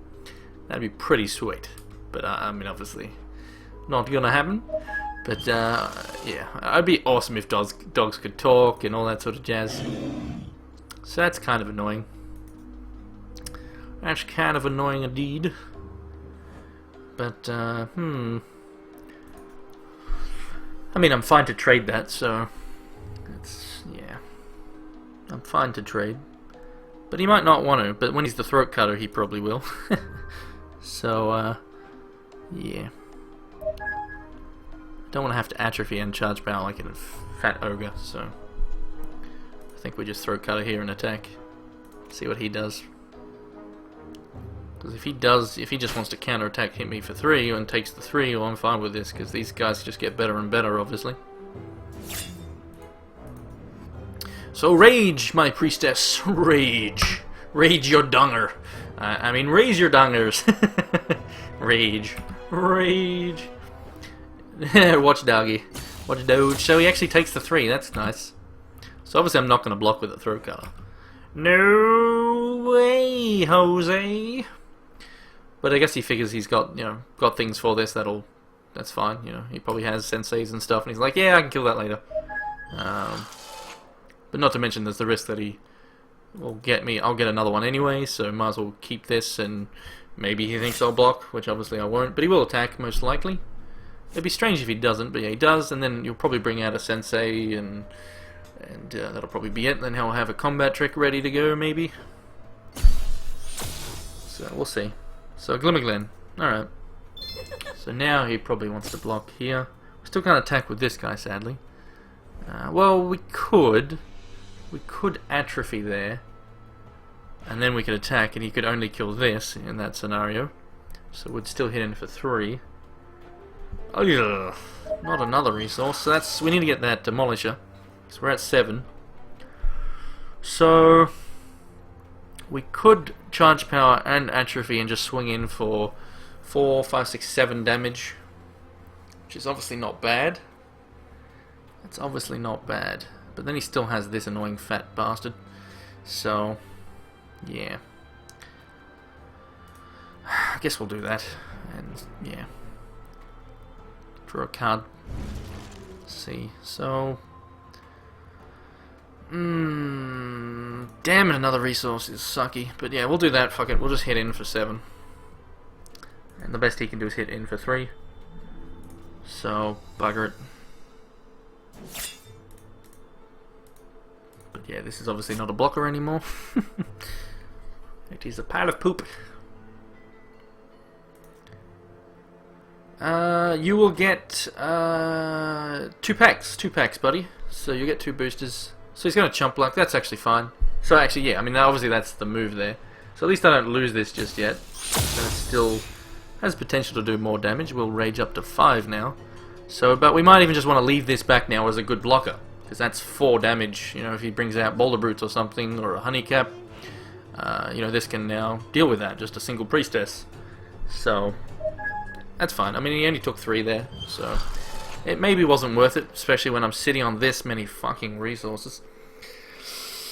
Oh yeah, you will get gold as well, sorry. 2 packs and 2 boosters and 5,000 gold. So this is not good. See, this is flood. This is what you call flood. I've had these 3 cards. That's all I've had. So 8 resources plus those 3 out of the 11 cards I've drawn is terrible. That's only a 2/2 for now. So that's pretty bad. So he probably leaves this back. Nah, actually he might attack in. Could have a wild. Nope, okay, he's leaving it back. He doesn't want to let these rage further. But see now, even if he gets another one of these out, I can trade with one of them. But that's still not great. Oh boy. That is terrible. This is terrible. This is, I mean, the only thing you can call it is flood. That's all there is to it. So I can't lose these. These are very important right now. I need to just draw into better things. This is the worst. Fuck. Alright, see, this is sort of like a disc. This is like just maybe I should just quit. Because if he brings out, say he's got 4 cards in hand and they're all troops. Say he's got 4 and a resource. I'm dead. I lose, especially if he does a Boulder Brute, a Briar Legion here. But this is flood for you. That is, yep, there it is, there it is. So I can, you know, I can do the block on with the Priestess.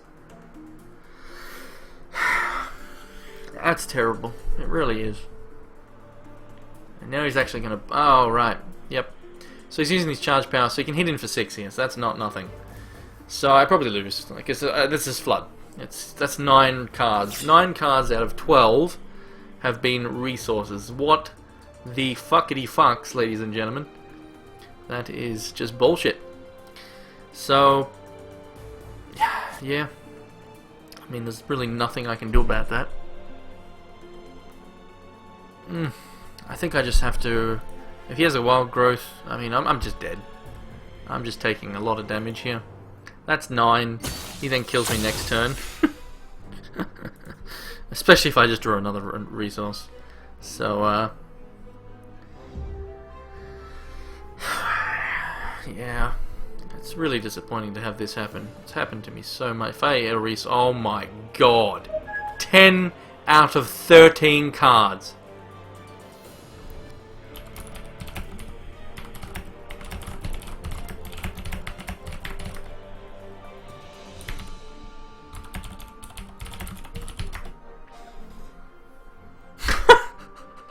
That's game. There's no way to do anything. This is what I hate about flood. Fuck that.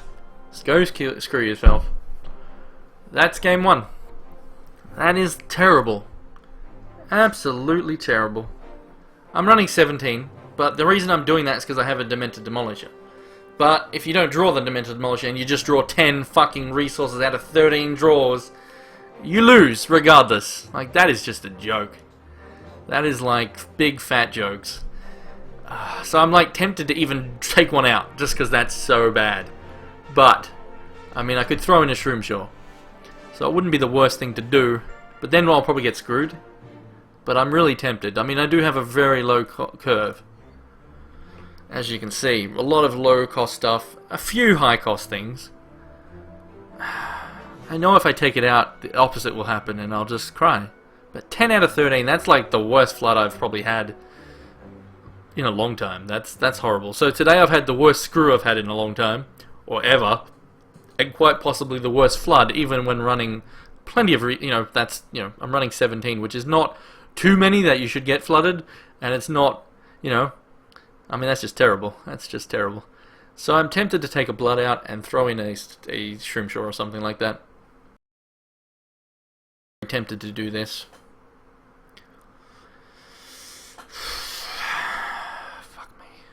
Because the Shroom Shore will be good against Briar Legions and shit. I mean, that was just obviously really unlucky.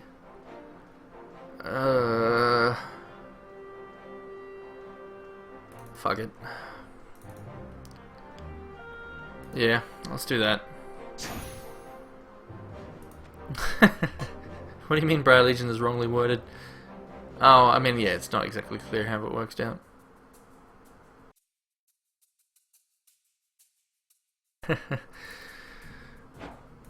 Alright, so, I mean, there we go. So, oh, what the fuck? We took a resource out and still get flood.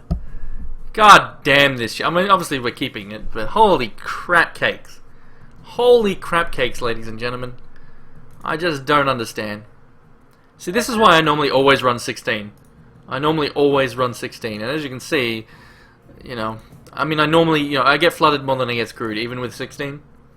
And, like, I have a lot of people tell me, like, oh, 16's not enough, and, you know, people, you know, everyone has their own opinions about it, of course. But in my experience, with the amount of times I've got screwed, you know what I mean? Like, I mean, not screwed, but flooded, even with 16, it definitely outweighs the amount of times I've got screwed. It's just, like, hopefully I just draw options here. If I draw another fucking resource, I will literally flip out and stab myself in the groin. So, we don't want to stab myself, I don't want to stab myself in the groin, I really don't. Do not want to do that. So, we got that Shroom Shaw we added in, so that would have been a resource, you know, had we not added him in there. So we would have got another resource. But, there we go. Anyway, so...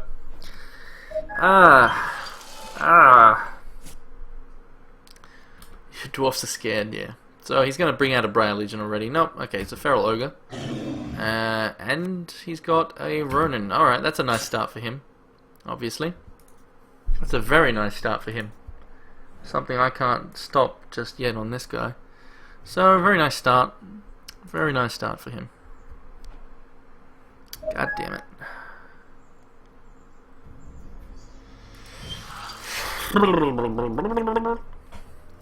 So I will be able to block that with the Skirmisher thanks to the +1/+1 I put on it, so that's handy. So that'll probably stop that attacking unless he has a combat trick. His charge power's not till 4. Yeah. Still, we want to get that Witch out next turn, that's a good blocker. So, we're at least drawing into options here, but they're not the best ones. You know, these are okay, but anyway. He's going to be bringing out possibly a 4-drop here, which is pretty bad. You know, you got that Brave. So, yeah. Come on, deck. Come on. Give me some good stuff. Oh, Priestess would have been much better than these. Or, sorry, much better than this. Because then I could block there. I can block there already, provided he has no trick. So if he attacks, it's either a bluff or a trick. I think I'd still have to block and just hope for the best. So if he's got the trick, he's got the trick, and you'll always have the trick. So, did he draw it? I guess we find out. Let's think. So we do 3 damage. A Wild Growth makes it do a lot more, so we double block, obviously. And that'll make it a... Actually, it'll make it too much health. It'll be 5 health, so I still won't kill it. And he will actually kill all of my shit, so... So Wild Growth does fuck me regardless, sadly, because of the 2 health on the back end. But yep, I mean, we have to see if he's bluffing or not. You know, because he probably thinks I won't block with this. So, but anyway, if he's got it, like I said, you know, he's got a very nice opening hand then, and that's too bad for me. And I didn't think you'd risk it. Yeah, I have to risk it though, because that would just get, you know, if I don't risk it there, then I can't block it in the next turn. Well, you know, it'll get out of control. So I had to do that, buddy. But yeah, so I can actually minus this with charge power, and then maybe he trades. Like, I wouldn't be too upset with that, I guess, but Clawfly's not bad. I think we need the Witch. So do we want to minus this and then attack? That's the thing. I mean, obviously he'll block and that gets rid of the Honeycat, which is not the worst. So we can't... Ugh. So I think we have to minus this, I think. We could actually get rid of the freaking Brave as well. Ugh. This is a threat now. I That's a problem now. I can chump block it, there is that. I can't spend too much time thinking here, which I'm already doing too much time. But he is at 3, so we might be able to slow him down a bit by killing. Fuck. Bugger it. We'll kill that. And then... so we've got other stuff. So we'll use the witch first. Maybe we'll get lucky and hit a troop in hand. So we'll do that. So we can block there. So just a resource. Alright, so whatever. So, yep. I mean, yeah, I can double block this, but I don't really want to lose. Well, I mean, yeah, I could do that. That's it. Yeah, it's obviously better than using the using the chance power on the brave. Is now you could have had a 5 drop out, which could have been nasty. But sadly, we hit a resource with the witch effect. Yeah, that's pretty bad, Snowski. Turn 3 Legion, turn 4, and turn 5. That's just wrong. That's just wrong, man. So he's thinking about what he wants to do here. So if he attacks with this, I just jump, I think, for now. I take 3. I mean, he's obviously going to leave this back to block this. So, but yeah, we'll see. See what he does. Maybe I'll double block, because I do have another one of these. And I will just lose this guy. So another ogre. That's annoying. So do we want to double block? Maybe. That's if he attacks even.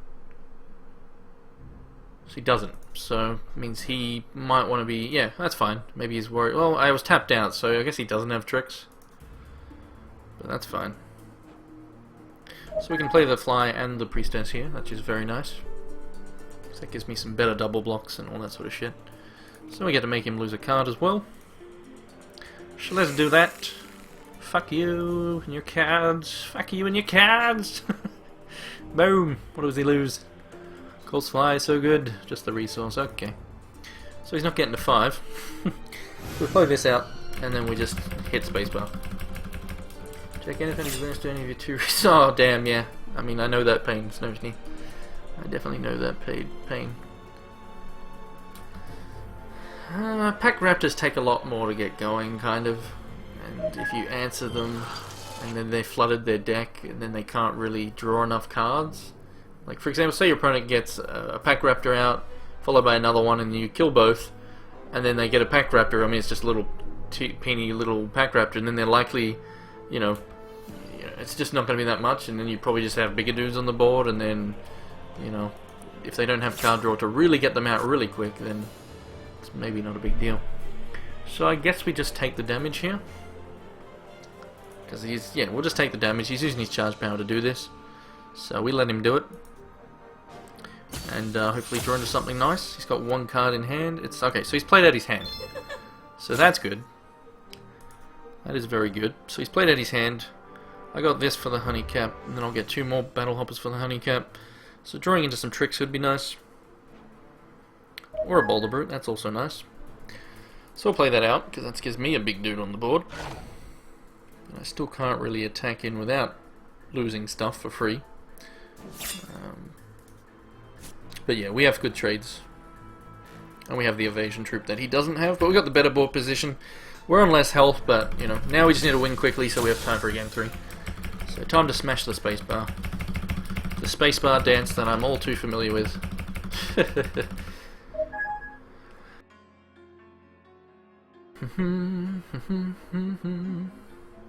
Well, yeah, that's the reason for that Death Fog is a honeycap can be really big just on the first entry, or even just but it's Briar Legions obviously in numbers are insane, so and they all get bigger. That's where actually you'll get a Briar Legion out. Oh, it's only a 2/2, but it grows with the others. So generally, that's what makes them so good.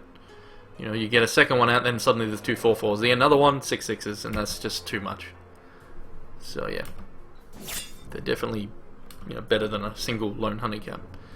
But honeycaps can be better, but they don't continue to grow. So if they did, it would be pretty insane. So he's got 1 card in hand. We get another priestess, which is not great, but we can play out everything here. So we just have to attack with the fly again. Die by the fly.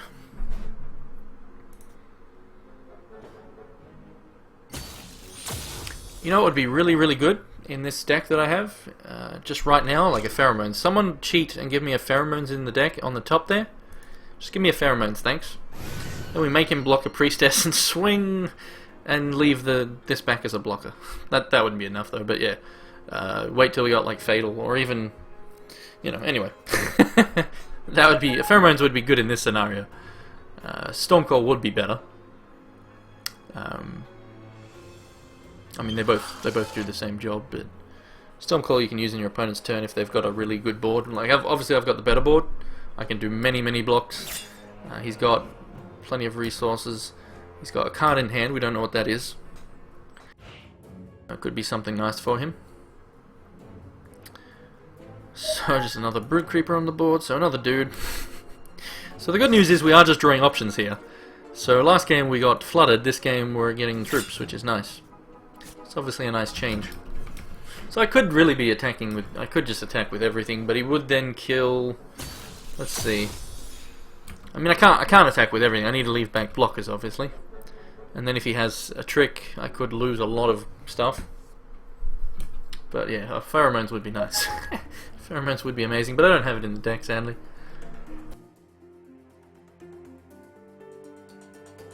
We need to get a wild growth. Or something. Come on, what's he doing? So he's probably got some tricks now, because he's thinking. So he's like, ooh, so you could also even have a survival of the fittest. And he's tempted to kill this, because that is the only thing get him getting through with.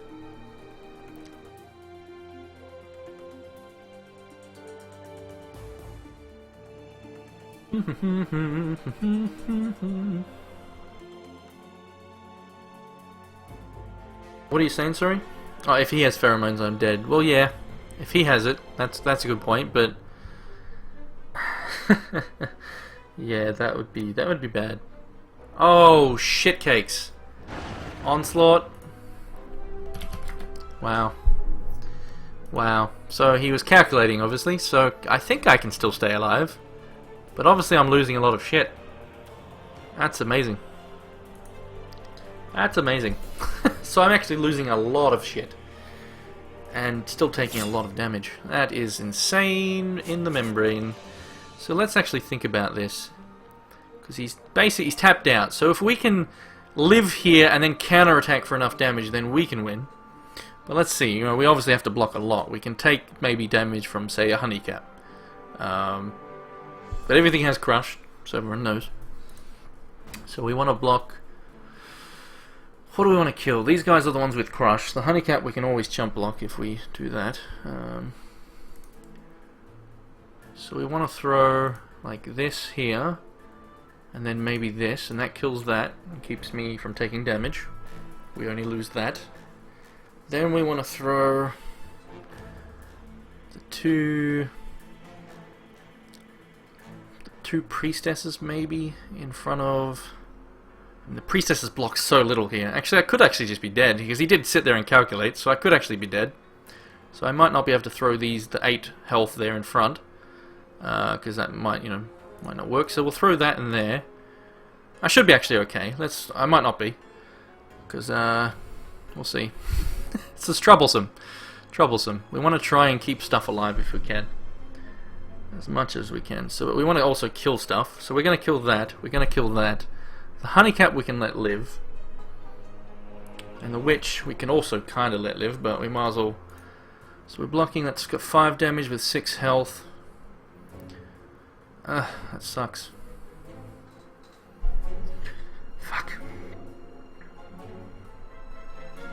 This is a tough one, because I have to think very carefully here. So we want to put the Boulder Brute here, plus maybe a Priestess.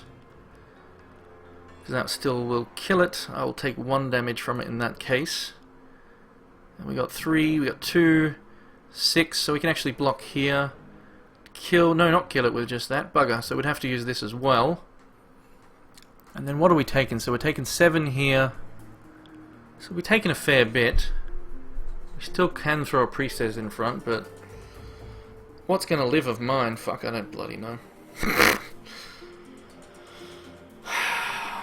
Shit. Maybe I should block the honeycap as well. Just to... Well, no, it doesn't block it, does it? So we take 7. That'll do. Fuck it, I can't be bothered. Can't be bothered calculating this shit. But that is very nasty. But yeah, he's got no more tricks, luckily. But I'm still taking a chunk of damage here. I'm pretty sure I blocked enough, though. I should probably be on about 4 health, maybe. I don't bloody know. Actually, maybe less. I probably did just kill myself. Be funny if I did. It's quite possible, actually, that I just did. Ooh, you know what? I think I did. Am I blocking this only twice? Oh, shit. I think I just fucked up. I think I fucked it up. Because it looks like I'm only blocking twice on that. 2 health, okay. So maybe I'm actually okay. Depending on what I've left with. Because he's only got the honey cap, but it all depends on what else he has in hand. We didn't get any triggers off the priestess, so that sucks. Someone 2 health, but I got these, so I can counterattack for 6. But I guess I did, yeah, I didn't realize I fucked up one of my blocks there. Oh well. We got left with some things. But that hurt. That hurt. If he has a wild aura in hand, it's over. Like, nothing I can do about that, though. Doesn't matter what I leave up. Well, actually, it does, but I have to just attack and hope for the best. A lot of possibilities there. Stop trying to figure out what I could do. Oh, man. Oh, man. So, fuck. That is a pity that I left him with a 4-drop. Anyway, so we attack in and just hope he doesn't have a wild aura. We'll leave this in hand. I mean, I could play it out, but if he has a wild aura, it still die, so it doesn't. There's no point, and it can't trade with that. So we just have to attack in, and you know, maybe he plays out another troop, and then we can kill that. That would be okay. But I mean, I'm still in this, but it's looking very bad. So, because I'm on 2 health, obviously. So wild aura kills me. Wild aura seals the deal. If he has that, that'll be pretty amazing. That would be pretty amazing. If you now have a wild aura, I cry. Ah, there we go. So, if he doesn't attack here, it's because he doesn't have something, and he wants to leave this as a blocker, which is fair.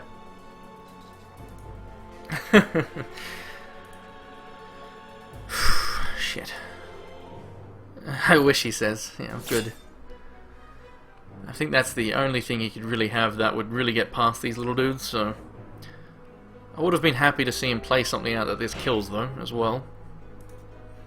But oh well, we don't know what he's got in hand, which is annoying. Oh, I can't play that out or I kill myself. So I have to be careful not to click this card. So let's make the mouse over here and swing in for 2. So the bad thing is, I mean, I have to just, I have to do what I'm doing here, which is hold the rest back. Does mean a wild aura can't really kill me because I can just block with everything if he draws it. But yeah, I can't touch this. If I touch this card, I lose. So I just want to keep my mouse away from that because I could, I'm pretty tired. Could easily hit that by accident and just die, just fall over and. We don't want this. We don't want to accidentally kill myself with the Shame Glade. I've already killed myself once today, basically by using the effect on a Wendigo and killing it. I mean, it probably wouldn't have mattered based on what my opponent said he drew. Like he had a repel in hand. So I was going to die anyway, but it was my only chance to win that game, and I killed my own troop by flipping its damage too much, like I'd clicked it too many times by just not paying attention. So... Alright, so sadly this is just a dead card, which is sucky. I don't think I've got any way to gain life, no blood auras or anything like that. Blood aura would be really good right now. Throat cutter's not bad, but not really the best, but we'll play it out. Do not touch the Shame Gladiator mouse. Don't do it. Don't do it. Oh boy. Waited a little bit for the onslaught. Yeah, he probably could have. He definitely could have waited a bit until he had more troops on the board. And also with the charge power. Because he's now got the charge power. Yeah. He could have definitely... Survival of the fittest, eh? Why not kill the fly?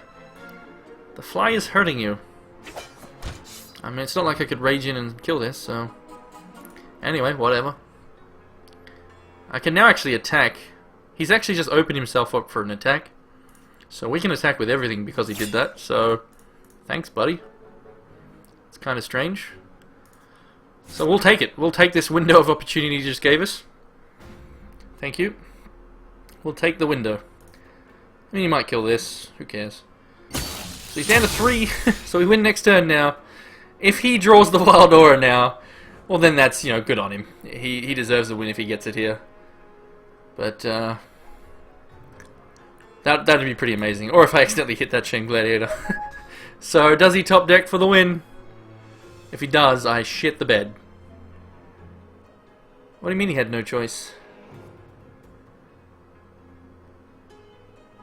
Oh, I mean, yeah, I guess you're right. I could have just swung in. Well, I couldn't swing yet with this guy. He could block. Yeah. Anyway, so another Honeycap is not really going to help. So I can just swing with everything. So I guess that's GG. Well, no, not really.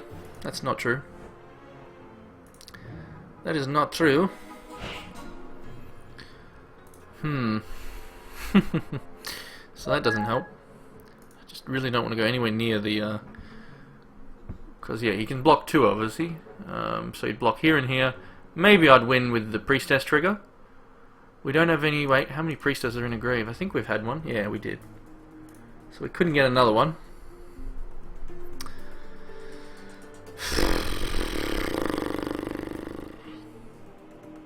So I guess we just attack and see what happens. Because I still win with this next turn regardless, so I might as well just try and win now. And then we still win with this, because we still have blockers, so... And we can also play on a Rockcaster if we really want to. But let's see if we win thanks to the Priestess trigger.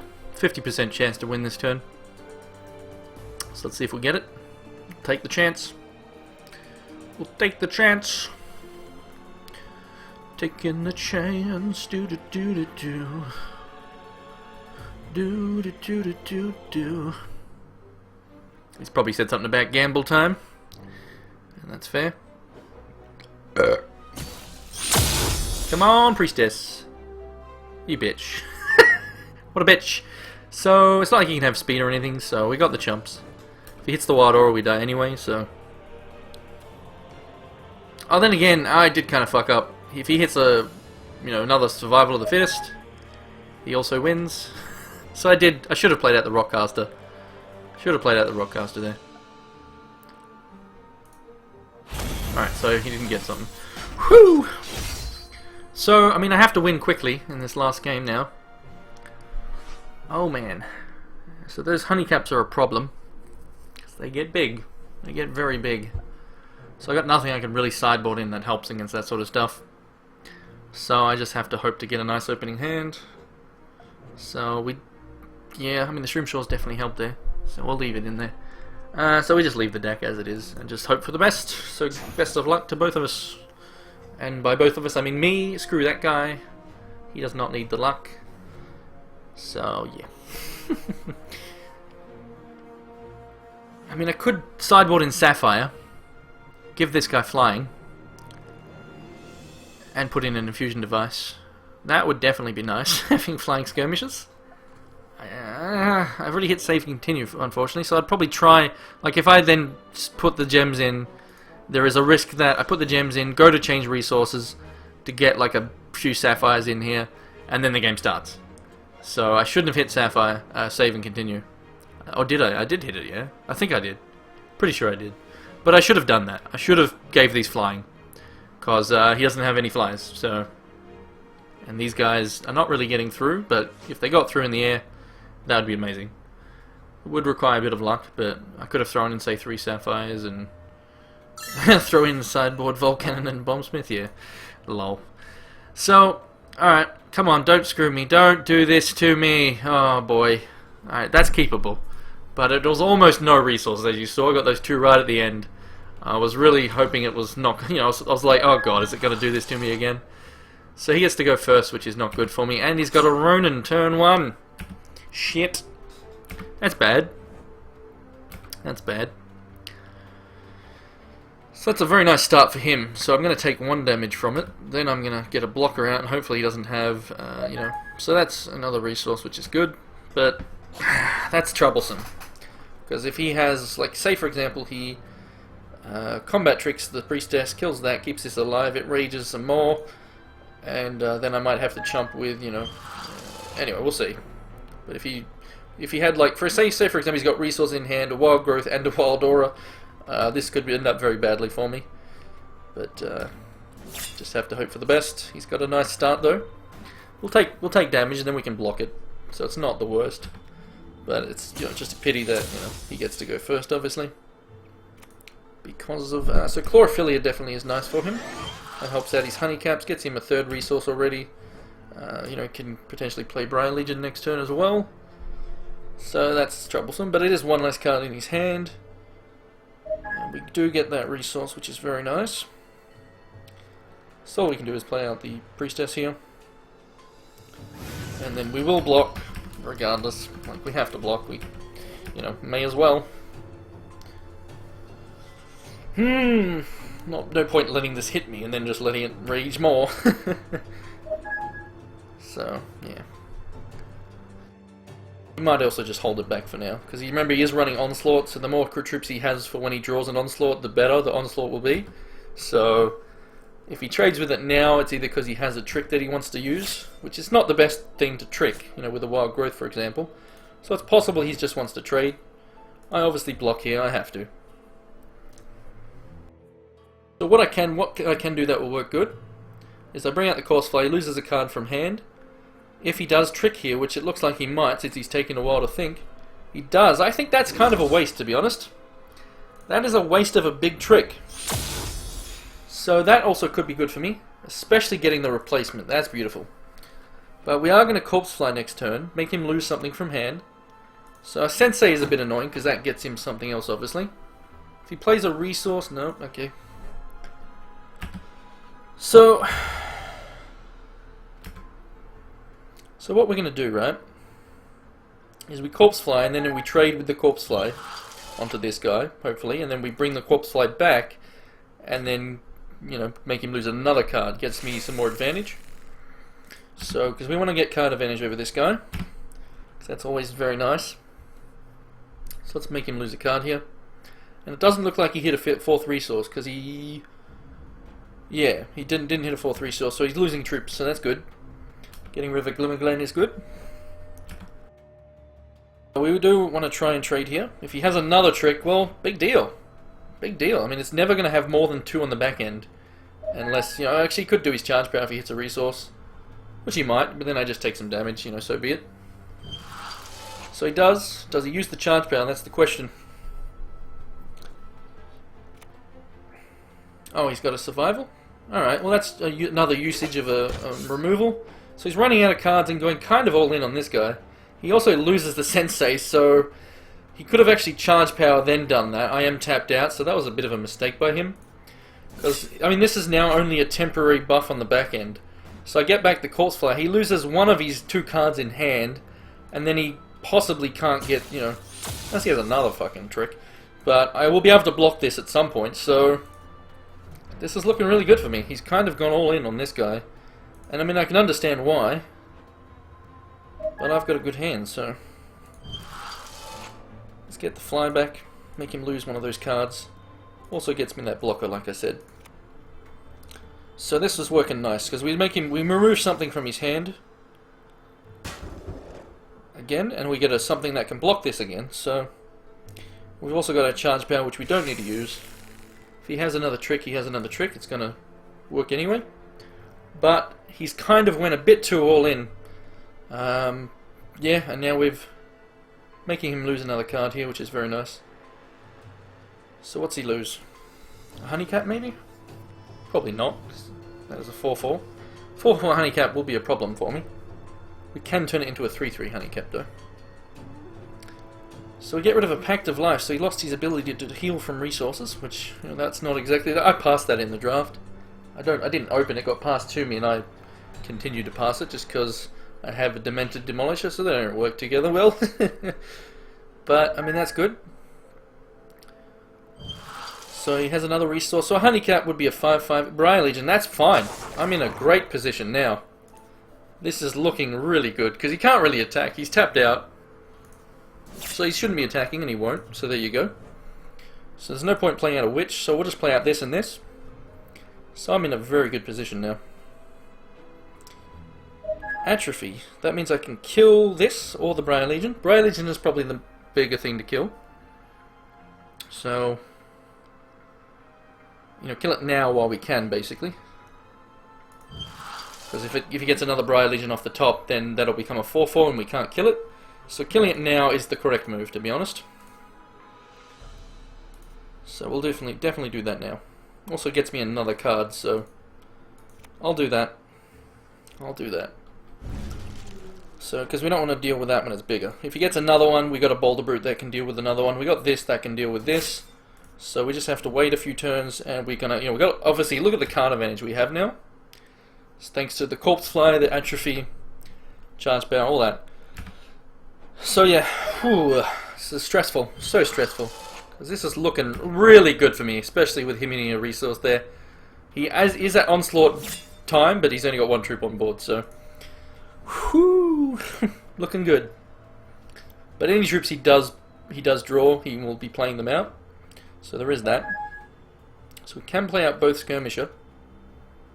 And then actually that gives him a bit of a problem if he doesn't hit a troop. So let's do that. And if he wants to attack, we just trade, because we're going to swing with everything at him, basically. Because these get bigger. So one of them will get bigger if he doesn't hit a troop. And then we can bring out a Priestess as well to block. So, and a Witch. So looking good. This is looking really good. I mean, he still could get some really nice draws. A resource off the top will not help him at all. A Wild Aura on this will be a problem. So then we'll have to multi-trade with it. Another Ronin is not really great for him because it's a 0/2, so we can still attack with everything. He then loses this for free. We trade here. You know, that's fine. That's great. Looking really great. That's good. See, this is, like I mentioned about this card, it's good if you get it turn 1, but now it's just a dead card for him. It's just a chump blocker. If he doesn't block with it, the best he does is attacks with it, does 1 damage, and this guy gets bigger. So he will block. We get a Corpse Slicer, nothing to discard, obviously. So we just attack in. Obviously we could wait for a Wild Growth, but because one will hit, well, technically no, it won't, but we'll get to kill something for free. But so yeah, it's a trade because he obviously has to block, otherwise they get too big. So yeah, let's see what he does. He has to, but this is looking extremely good for me. Extremely good. So he's actually letting this through. That's like, what? That doesn't make any sense at all. That does not make any sense at all. At all. I am thoroughly confused right there. Thoroughly confused. So I might as well play out the highest cost card. That was the strangest play I've ever seen. But, because what's a 0/2 going to do for him? It would have made more sense to lose the 0/2. Well, I mean, he's fucked. I mean, I'm in a very good position, like I said. I do have 6 minutes. That's plenty of time to finish with this hand. Feral Ogre doesn't help him much. It kills this, though. It does kill that. So it's annoying. But we still get to hit in for more damage. We lose this guy, so be it. Another resource is not helpful. So yeah, we just attack with everything again. Keep the pressure up, because we're in the driver's seat here. Yeah, pretty much, Death Fog. So that's why I'm, again, I'm in the driver's seat. Might as well just keep going in hard. He trades here, so he'll be happy about at least doing that. He's actually leaving this back, which doesn't make too much sense either. Because now he's on 7, and now we just play out this. And also, we'll play out the Witch, because that, who cares? He's not going to keep troops in hand. Like, I can guarantee that much. So I might as well just play out the troop. But he might leave an action or something in hand. But yeah, I mean, he's dead. I should have played out the resource, but it doesn't matter. I should have played it though, there's no reason to hold it. But yeah, I've already got enough on the board. If he hits a resource here, it's even worse for him. So, looks like I've won this draft, guys. I mean, it's very, like, it'd be next to impossible for him to turn this around, because he's got no damage. So I can't even trade with a priestess. So yeah, I just attack now. He blocks here, he takes 6. I am actually, see, he's kept a card in hand. It's not going to be a troop though. If he had a troop, he plays it out. So watch this. Watch this. Now he probably will play whatever it is now, because it's probably a quick action. So there you go. Told you. So we made him, made him do it early. So now we won't. I mean, it doesn't really matter anyway. It doesn't kill anything except a priestess, which will probably trigger and kill him. So he still probably has to chump block here, but we still attack with everything. There's no reason not to. So yeah, he's not gonna storm me for 5 minutes, buddy. But yeah, GG. So again, it doesn't even matter. The wild growth doesn't even do enough. Can't kill this, can't kill this, and can only kill that, which he then might just die thanks to the trigger if he blocks there, if he wants to. So let's see what he does. 2, 4. I mean, he has to basically block here. So the wild growth doesn't do shit. But that was the reason for playing out the witch, not the corpse fly. Before, even though the corpse fly would have the evasion. Just because it's very likely he'd just play out a troop, so we'd get him to, do that. So he does still have to block there. So he's on 1 health, so I don't need to add anything to the board, but oh well, might as well. So good game. There's no way. I mean, it wouldn't be funny if this bugged out and did 14 damage to me. That'd be hilarious. It's just like all of a sudden, yeah, he did have to block there, but yeah. Yeah. I mean, that was just really nice for me. Really nice. That curved out rather nicely. The double corpse slay is always good. That's why I love corpse slay so much, because I got 2 card advantage from the corpse slay. Then you got the Briar Legion out, which I killed with the atrophy, which gave me an extra card. He gets a honey cap. Too late. It's a 6/6, but it's too late. GG. A little late on these guys again. Yeah. I mean, I dealt with everything, and I just got. As you can see, I have a lot of troops on the board compared to him, and I've even got more resources than him. So it's not like he just got resources, I've got more. I did draw, how many more cards? So I got 2 card advantage on him. So that's not huge, and that's basically the corpse flies. Well, the corpse flies actually is additional advantage, I guess. Because he drew cards, but then he lost, didn't even get to use them. But yeah. That's game. I win a draft! Hooray! Oh man, my back is so sore right now. I don't know if it's because I'm sitting weird or what.